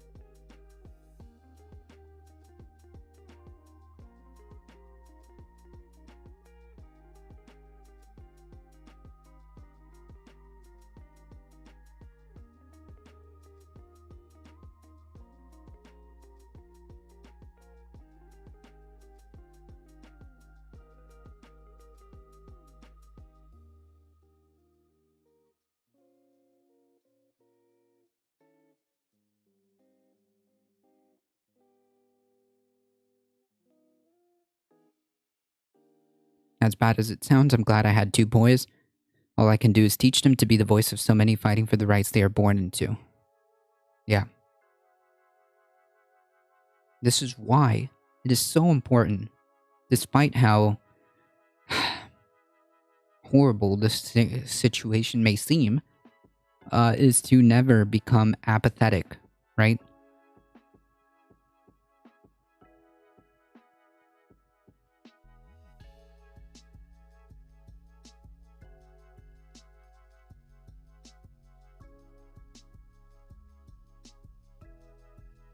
Is to never be apathetic.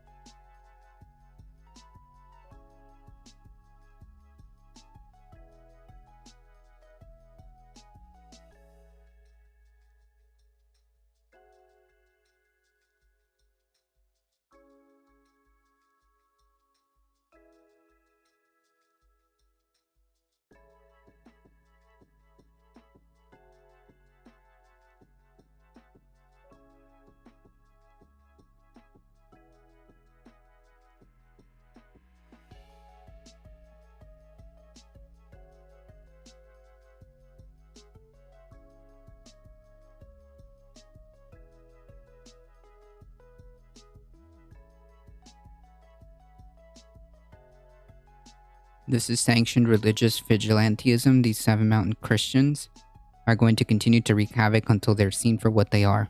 Yep, that's pretty much at every point must be talked about.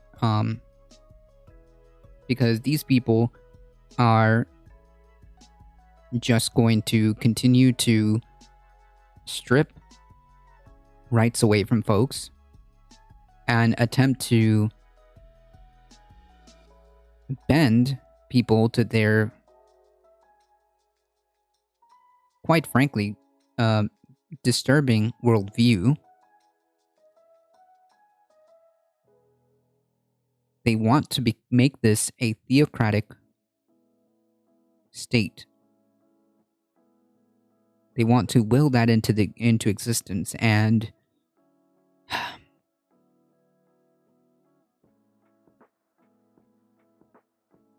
in certain aspects, they are succeeding.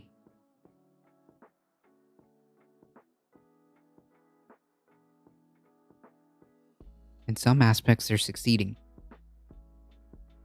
Sorry, I feel like I took over chat. No, it's okay. It's just really infuriating. It should be, and traumatic. Men making laws on topics they have no business in, true. Well, what's even more bizarre, to add to that mayhem, is the fact that she's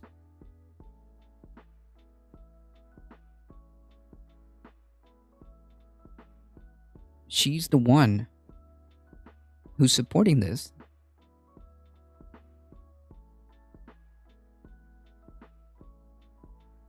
Yeah, police it into existence. Yeah, police it into existence and rat on each other if need be. She's advocating for that because she was taught that her whole life. That's true. That's a good point. If you're unfamiliar with the term, here it is. If you're going to establish God's kingdom, you've got to have these 7 mountains. And again, that's family, religion, education, media. What? Family, religion, education, media, entertainment, business, and government. My God, that's like the that's like my my pillars, but in the reverse.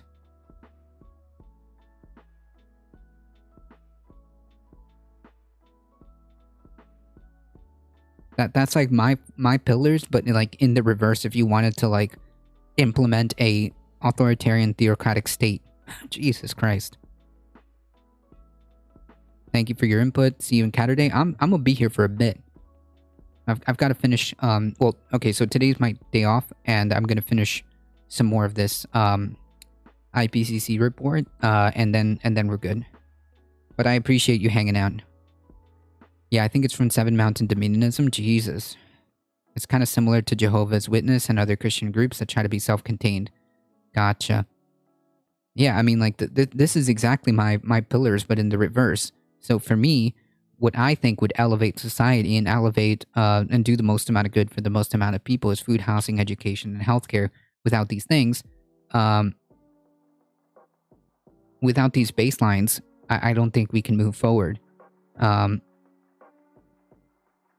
Here, they're establishing a similar similar deployment, just in the exact opposite. Their goals are to control and establish, as the name suggests, dominion. That's it. It's in the name, folks.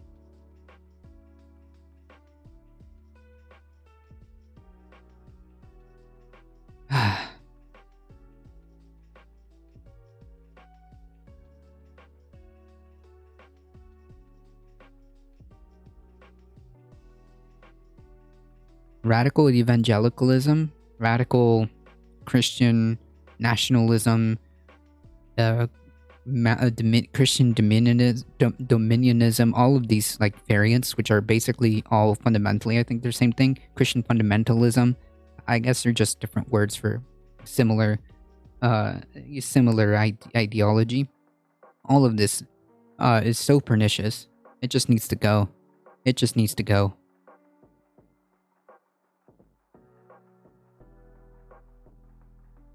It just needs to go. What blows my mind is I believe that this is what needs to be done.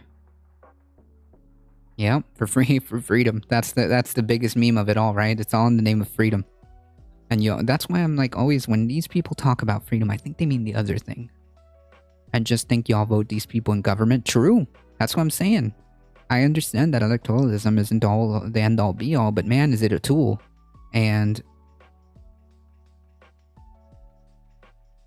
they seem to have got a good grasp on how to deploy that tool on the local level, right? On these state legislations, because that's where it's happening.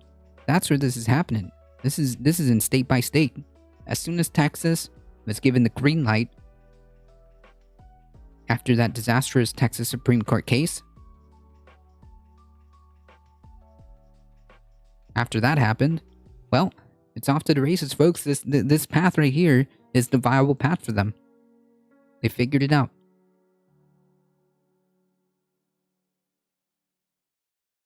Yeah, it's more than just freedom. It's purity and potential eternal redemption. Jesus Christ. What a bizarre, like, way of thinking, right? It's so antithetical to... It's so antithetical to, like, being human.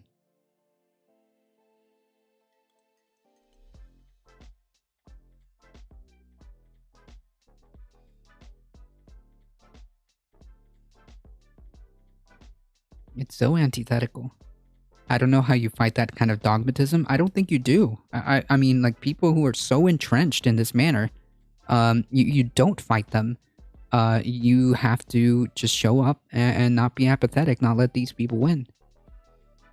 Unless they're the ones that they are the ones themselves who have to come to the realization of just how destructive and just how pernicious their ideology is. They have to make that conclusion themselves, or at least be in a position where they can question it. Because once they decide that they're going to question it, then maybe you can leave a door open. But for the most part, the people who are so entrenched and so dogmatic that they're unable to see anything, you're not going to get those people unless they make that decision themselves.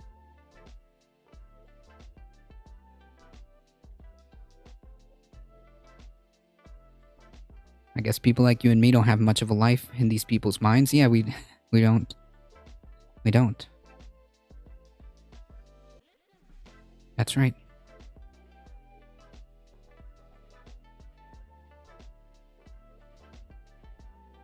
Friends don't let friends, wrote Republicans. Friends don't let friends become apathetic and allow this kind of pernicious, dark nonsense come into being.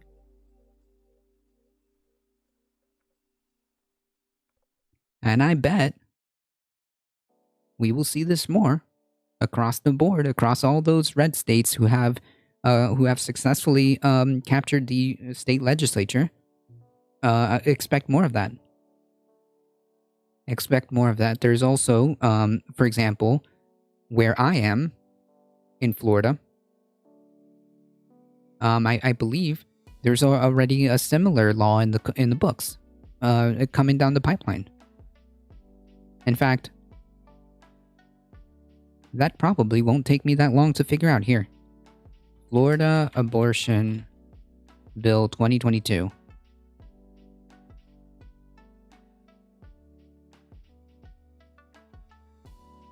Oh, this was just a week, 2 weeks ago, I think. Here.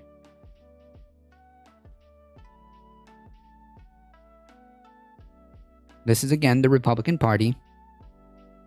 100%.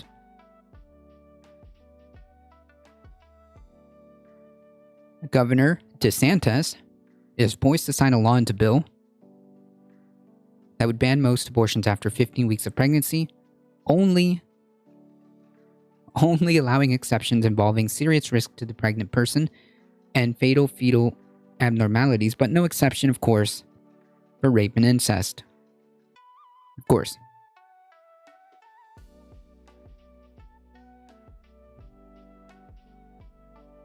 Hey, isn't it kind of weird how Republicans are just so adverse to signing any exclusions for even rape and incest? Isn't that a little weird? Isn't that a little weird?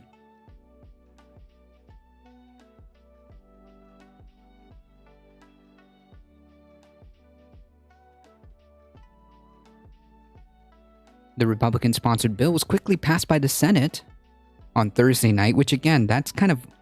Guys, can you imagine like why we're having such a failure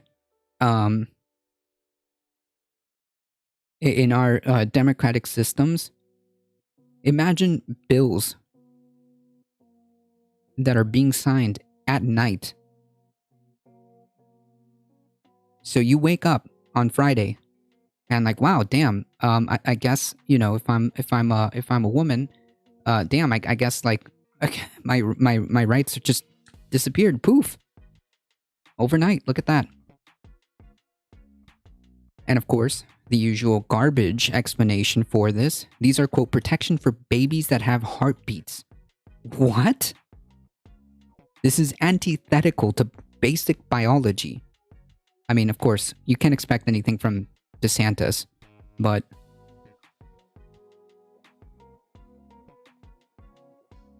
this goes against basic biology. We know that even if you want to go for fetal viability, that doesn't happen until 24 weeks, if I understand that correctly.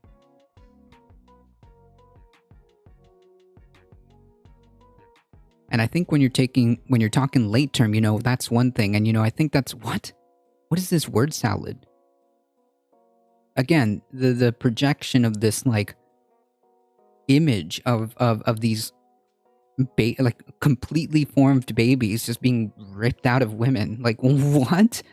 This is insane. This is actually insane.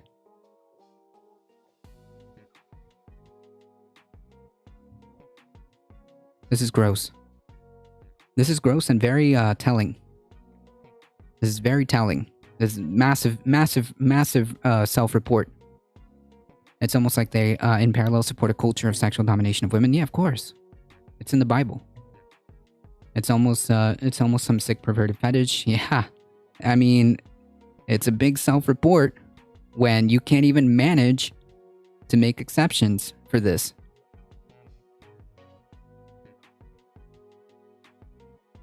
Yeah, the fetal heartbeat is just a misnomer anyways. Just basic, again, this just goes against basic biology from top to bottom.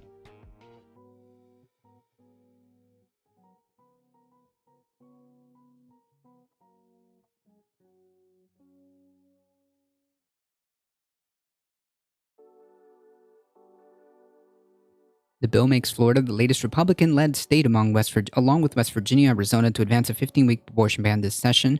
Meanwhile, the U.S. Supreme Court appears poised to uphold a similar Mississippi law that bars abortion after 15 weeks. The fate of Roe v. Wade, the landmark decision that legalized abortion nationwide, also hangs in the balance as anti-abortion activists are hopeful that the court's conservative majority will strike it down. Yep.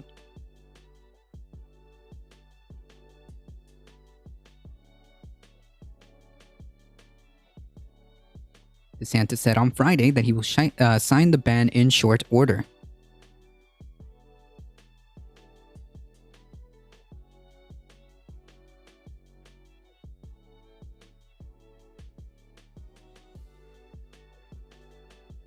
The Republican Party, ladies and gentlemen. The freest state in the world. The freest state in the country.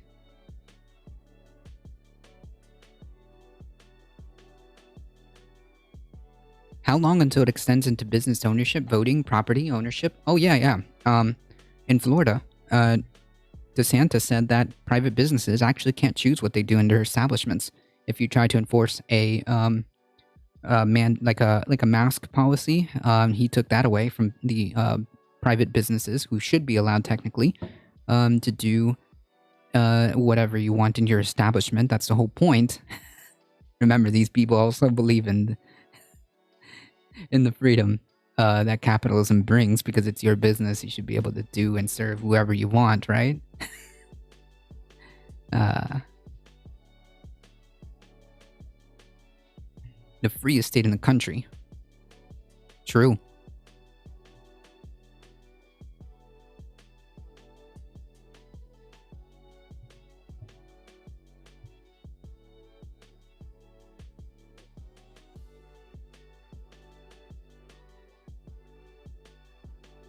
Right, and these are also the same people who, in the same thought process, also cry about small government and less government control by, expanding government and more government control. The memes wrap themselves, folks. That's what I'm saying. Every time they talk about something, you can almost guarantee that they mean the other thing, right? When they mean small government, when they mean less government control, they actually want more. When they talk about freedom, they actually don't agree with that.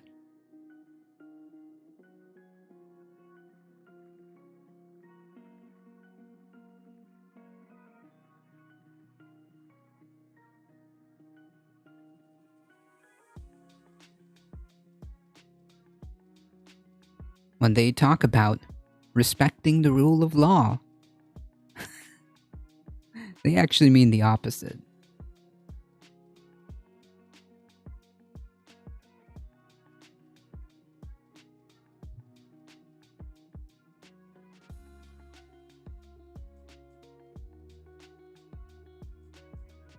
When it comes to respecting precedent and Supreme Court decisions, upholding the rule of law or whatever, they don't give a shit about that.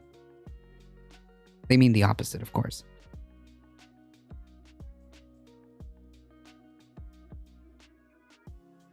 Yep, that's right.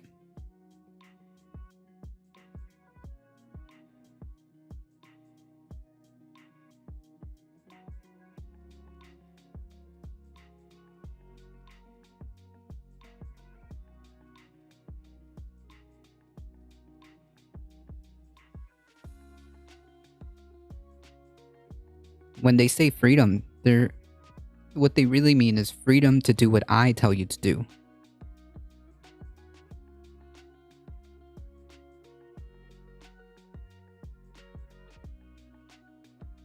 When they talk about freedom of speech, they only want freedom of speech for what they want to say, or what they don't want to hear. That's what they mean. Freedom of speech for what they want. They want the freedom to tell you to what to do.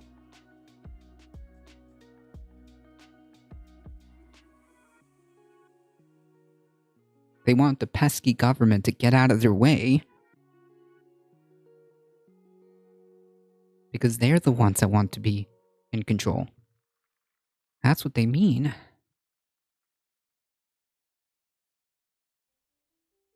It's just rhetoric. That's right. It's just fancy rhetoric and all draped in this nice, beautiful package of freedom and loving your country and patriotism. Yeah, okay.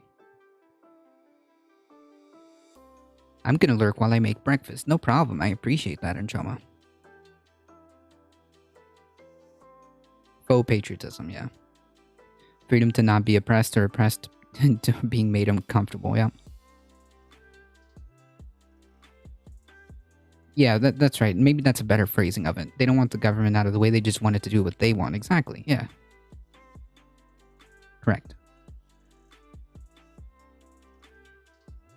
Yeah, so, anyways, the TLDR of this is that this should be ringing several alarm bells. This should be ringing several alarm bells.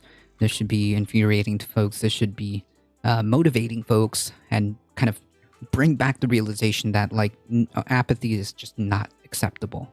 Apathy is not a path to be taken. Because they most certainly are not apathetic.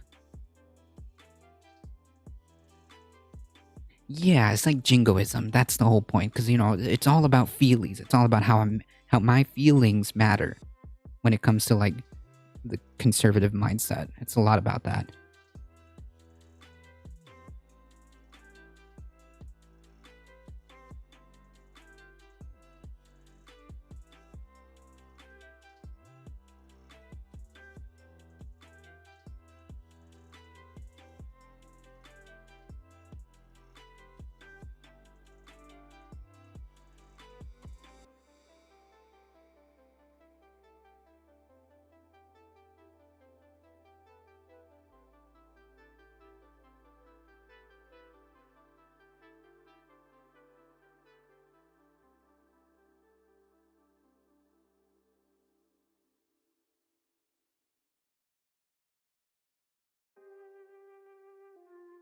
Alright, folks, we need to continue our journey.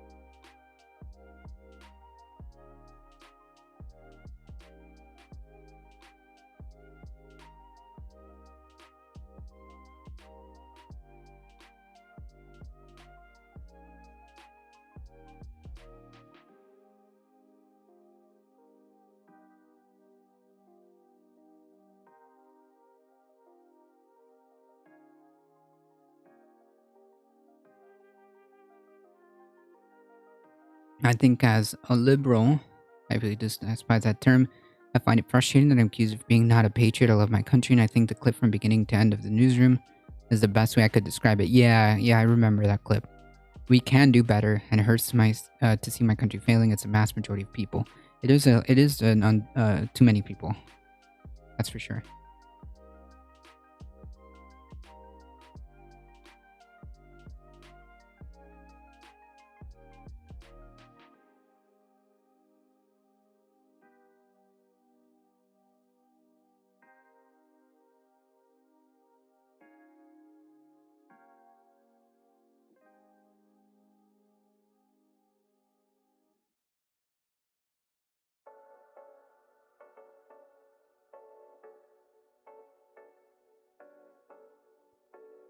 All right, folks.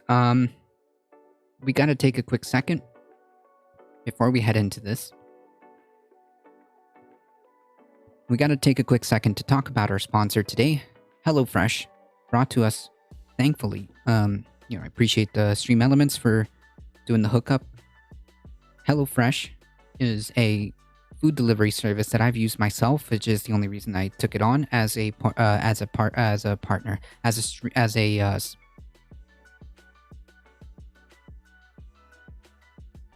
sponsor is the word I'm looking for.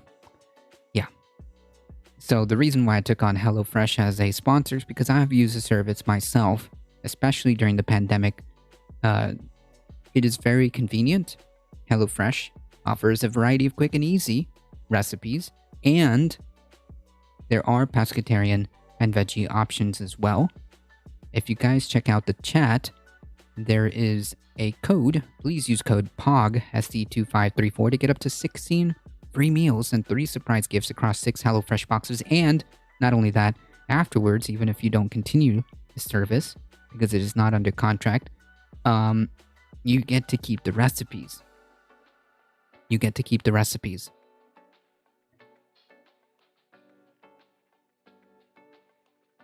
HelloFresh's pre-proportioned ingredients mean you don't waste money on excess food, and their packaging is recycled. So consider supporting our sponsor and supporting the stream. It is cheaper than takeout. That's also a good point. I've used it myself. If you guys want to support that, exclamation HelloFresh. This is this month's sponsor. I appreciate that. So consider that.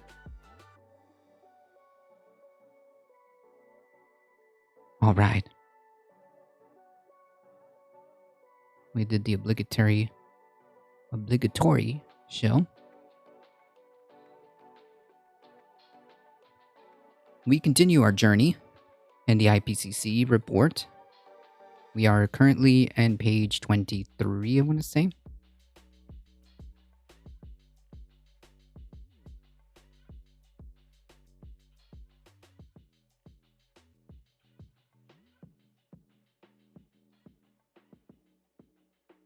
Here we are.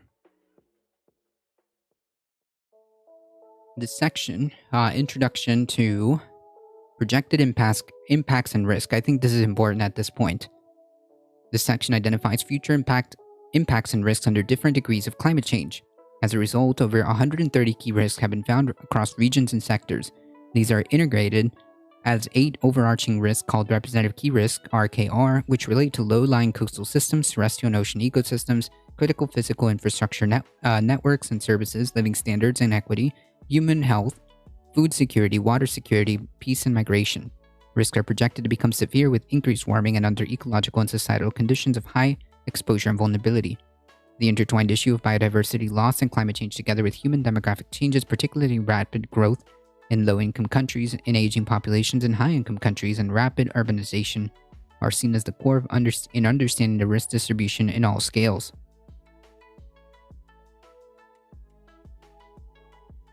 It feels good to show for good products and services.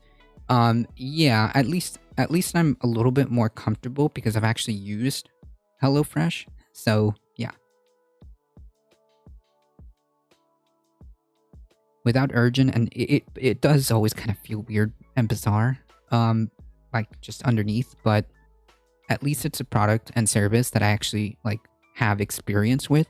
So it makes it a little bit more easier for me. It like, at least I'm comfortable describing the product and service because like I understand it. Yeah. Without urgent and ambitious emissions reductions, more terrestrial, marine, freshwater species and ecosystems face conditions that approach or exceed limits of their historical experience. Very high confidence starts the species and ecosystems in oceans, coastal regions, and on land, particularly in biodiversity hotspots, present a global risk that will increase with every additional 1/10 of a degree of warming. Oh yeah, like this clown, Donald Trump was saying like, oh, if it's just a point whatever degree, who matters? Well, it doesn't matter. Yeah, this is for each additional 1/10 of a degree. Yeah. The transformation of terrestrial and ocean coastal ecosystems and loss of biodiversity exacerbated by pollution, habitat fragmentation, and land use change will threaten livelihoods and food security. High confidence. Yeah, if you thought that, squeezing a country's population, strangling them to death, just on sanctions alone, like we went over in Afghanistan, can you imagine what happens when across the board we will not have the ability to grow food or have access to water in the same manner that we have now, for now? Near-term warming will continue to cause plants and animals to alter their timing of seasonal events, high confidence, and move their geographic ranges, high confidence. Risk escalates with additional near warming in all regions and domains, high confidence. Without urgent and deep emission reduction, some species and ecosystems, especially those in polar and already warm areas, face temperatures beyond their historical experience in the next decade. Jesus. An example, 20% of species on some tropical landscapes and coastlines at 1.5 degrees warming. Unique and threatened ecosystems are expected to be at high risk in the near term at 1.2 degrees Celsius. Of very high confidence due to mass tree mortality, coral reef bleaching, large decline in sea ice dependent species, and the mass mortality events from heat waves. Even for less vulnerable species and systems, projected climate change risks surpass hard limits to natural adaptation, increasing species at high risk of population declines, medium confidence, loss of critical habitats, medium to high confidence, compromising ecosystem structure, functioning and resilience, medium confidence. 2 degrees Celsius global warming with associated changes in precipitation are projected to increase global land area burned by wildfires by 35%. Jesus, medium confidence. Risk to ecosystem integrity, functioning, and resilience are projected to escalate with every 1/10 of a degree in increase in global warming, very high confidence. Beginning at 1.5 degrees Celsius, warming natural adaptation faces hard limits, driving high risk of biodiversity decline, mortality, species extinction, and loss of related livelihoods. High confidence. At 1.6 degrees Celsius, a median estimate, 10% of species are projected to become endangered, increasing to greater than 20% at 2.1 degrees Celsius, representing severe biodiversity risk, i.e. mass extinction, which is pretty much like the kickoff point has already started. These risks escalate with warming most rapidly and severely in areas at both extremes of temperature and precipitation, high confidence.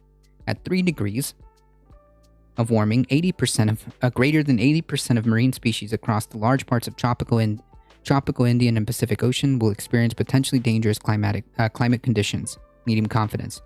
Beyond 4 degrees of warming, projected impacts expand, including extirpation of 50%. Wait, what is this sign?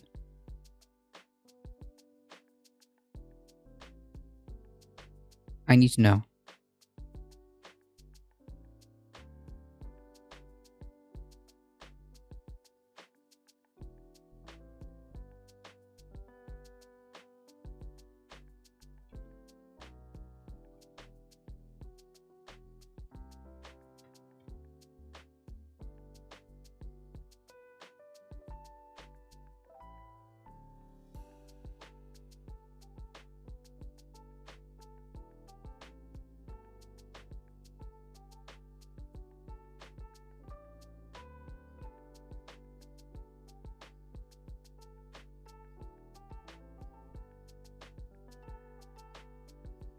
Quotation marks? No.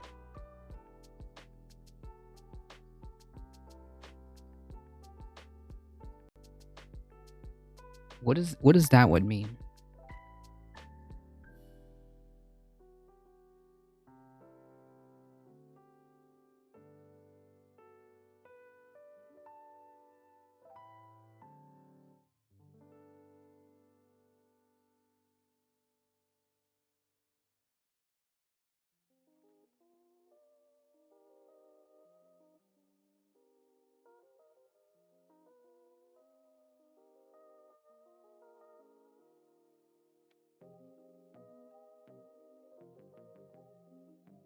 I'm seeing all the usual ones, but not this one.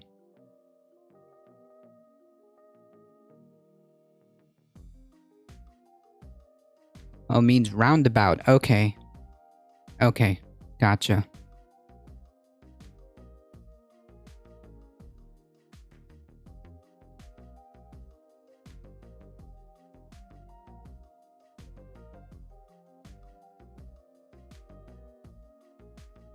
Yeah, I'm not seeing it here, but we'll take that one. Roundabouts.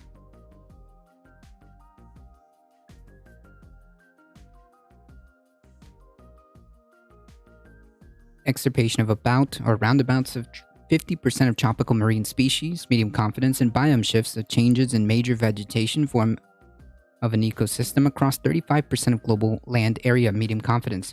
These are leading to the shift of much of the Amazon rainforest to drier and lower biomass vegetation, medium confidence. Poleward shifts to boreal forests into treeless tundras across the Arctic, and upslope shifts of montane forests into alpine grasslands.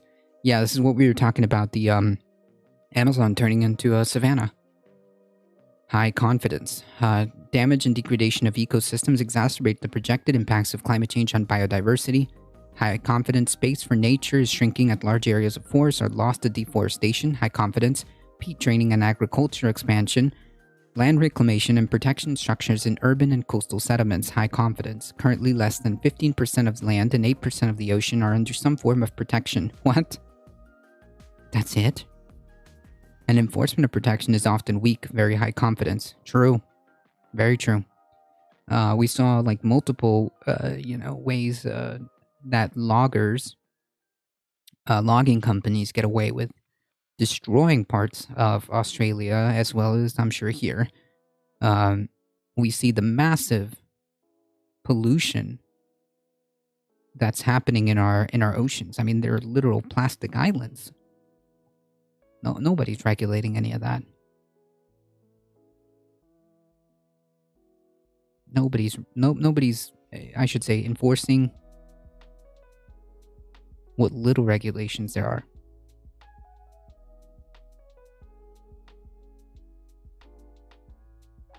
Future ecosystem vulnerability will strongly depend on developments of society, including demographic and economic changes.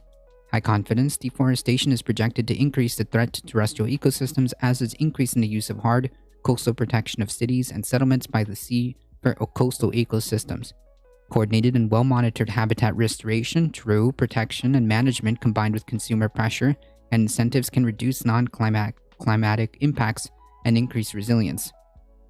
Adaptation and mitigation options such as afforestation, dam construction, and coastal infrastructure replacements can increase vulnerability, compete for land and water, and generate risk for the integrity and function of the ecosystem. High confidence. Changes induced by climate change in the physiology, biomass and structure, and extent of ecosystems will determine their future carbon storage capacity. True. High confidence. In terrestrial ecosystems, fertilization effects of high atmospheric CO2 concentrations on carbon uptake will be increasingly saturated and limited by warming and drought. Medium confidence. Increase in wildfires, tree mortality, insect pest outbreaks, peatland drying, and permafrost thaw. High confidence will all exacerbate self-reinforcement feedbacks between emissions from high-carbon ecosystems and warming, with potential to turn many ecosystems that are currently net carbon sinks into sources. In coastal areas beyond 1.5 degrees, warming, blue carbon storage by mangroves, marshes, seagrass habitats are increasingly threatened by rising sea levels and the intensity, duration, and extent of marine heat waves, as well as adaptation options including coastal development. High confidence. Changes in ocean stratification projected to reduce nutrient supply and alter the magnitude and efficiency of the biological carbon pump. Medium confidence. Yikes. Extinction risk increases disproportionately from global warming of 1.5 to 3 degrees Celsius and is especially high for endemic species and species rendered less resilient by human-induced non-climate stressors. Very high confidence. The percentage of terrestrial species at high risk of extinction is projected to be about 9%, maximum 14% at 1.5 degrees, increasing to 10%, 18% at 2 degrees Celsius, 12% at 29% at 3 degrees Celsius, and 13% to 39% maximum At 4 degrees Celsius, extinction rates are higher for species and biodiversity hotspots, high confidence reaching 24% of species at very high extinction risk above 1.5 degrees Celsius, with yet higher proportions of endemic species of 84% in mountains, medium confidence, and 100% on islands. Jesus Christ. Medium confidence. Thousands of individual populations are projected to be locally lost, which will reduce species diversity in some areas where there are no species moving in to replace them. Examples in tropical systems, high confidence. Novel species interaction at cold edge of species distribution may also lead to extirpations and extinctions of newly encountered species, low confidence. Paleo records indicate that extreme warming levels higher than 5 degrees Celsius, mass extinction of species occur, medium confidence. Among the thousands of species at risk, many are species of ecological, cultural, and economic many are species of ecological, cultural, and economic importance. Yeah, I mean, like, yeah. When you put a tilde before a number, it means that you're saying that the number is approximate. Okay, gotcha. Okay. Gotcha.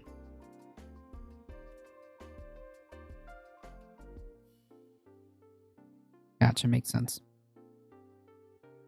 I learned something new today. Thank you.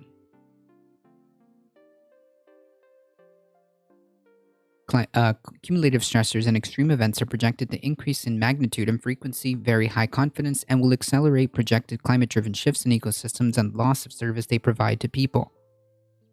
Yeah, we've talked about the importance of maintaining sustainable ecosystems because they're the ones that sustain us. These processes will exacerbate both stress on systems already at risk from climate impacts and non-climate impacts like habitat fragmentation and pollution. High confidence. Increasing frequency and severity of extreme events will decrease recovery time available for ecosystems. High confidence. Irreversible changes will occur from the interaction of stressors and the occurrence of extreme events. High confidence, such as expansion of arid systems or total loss of stony coral and sea ice communities. Jeez.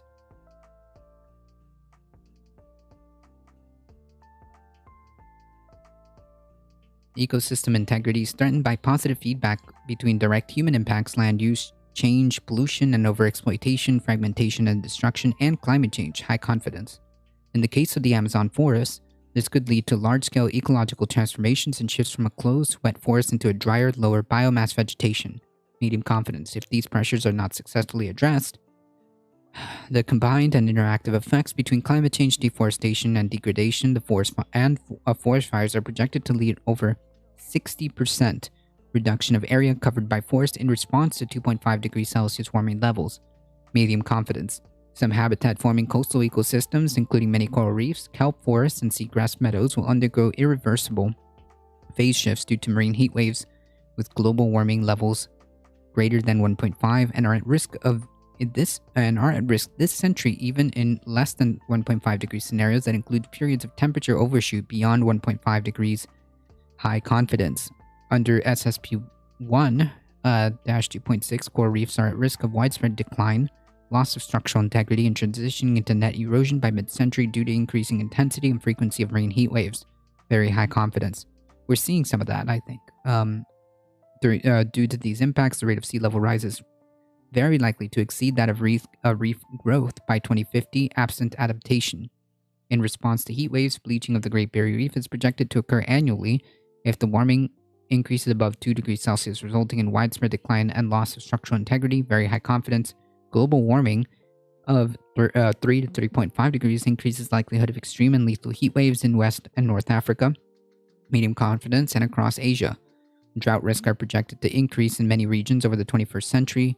Very high confidence. Yeah, like all of these things are just kind of projected within our timeline. So it would behoove us to maybe, hopefully, kind of, sort of, perhaps address this problem. Just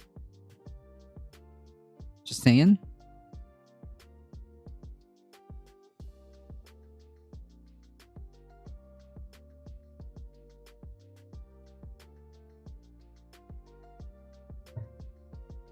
You know, it's only our health, food, water. You know, the small things in life.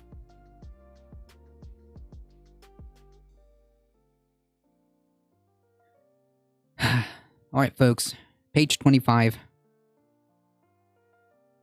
I will put the summary PDF link. We will continue this journey. If you guys are interested in checking it out, there's the link. Unfortunately, I gotta get going. I just want to give a quick thank you to everybody who stopped by. Thank you so much for all the support. Thank you for the subscription. I appreciate that. And thank you to all the folks who have followed later. Thanks for streaming today. Thank you for hanging out. Appreciate that. Thank you guys. Thank you, Spread It Forward. Thank you, Heat. I appreciate you guys hanging out. Watch a cute animal video. Wait, we got 1 minute. 1 minute ago. All right, wait. Maple Leaf brought up 7 biddies. Thank you so much. I appreciate that. Cute animal video. Do you want to do that before we ride out? I think we should do that.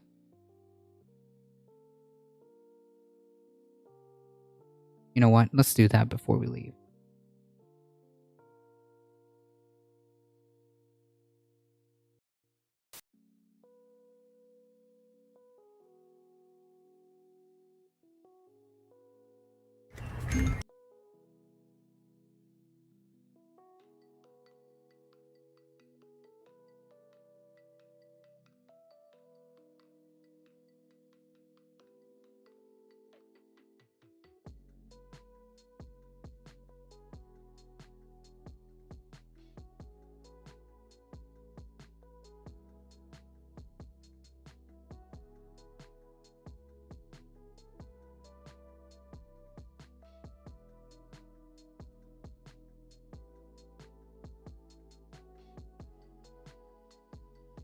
Let's get a good cute animal video before we go.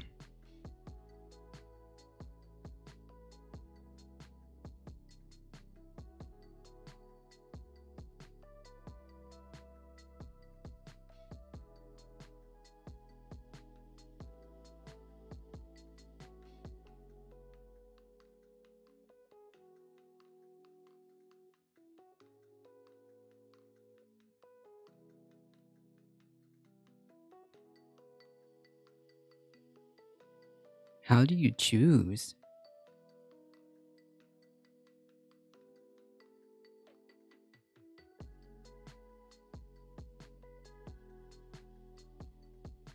Look at this.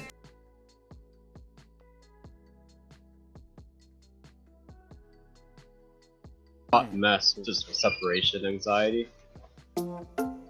They seemed to kind of just get along, and they'd always be in the same room together, but we never realized how much time they spent together until we got the security camera. Yeah, you were gonna leave us on a sad note otherwise. Yeah, let's end on this, right?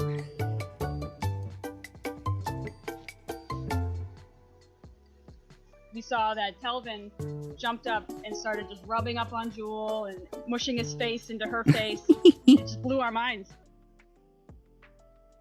Jewel will find Kelvin trying to sleep together for hours. Adorable. Yep, Jewel is the unit of energy, Kelvin, unit of temperature. Yep. That is just too cute.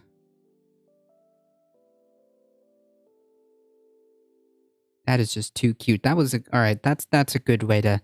Ooh, sorry. That was a good way to end the stream, yeah? I appreciate you folks hanging out. As always, please stay safe. Please take care of each other. I love you all, and I hope to see you guys in the next one. See ya!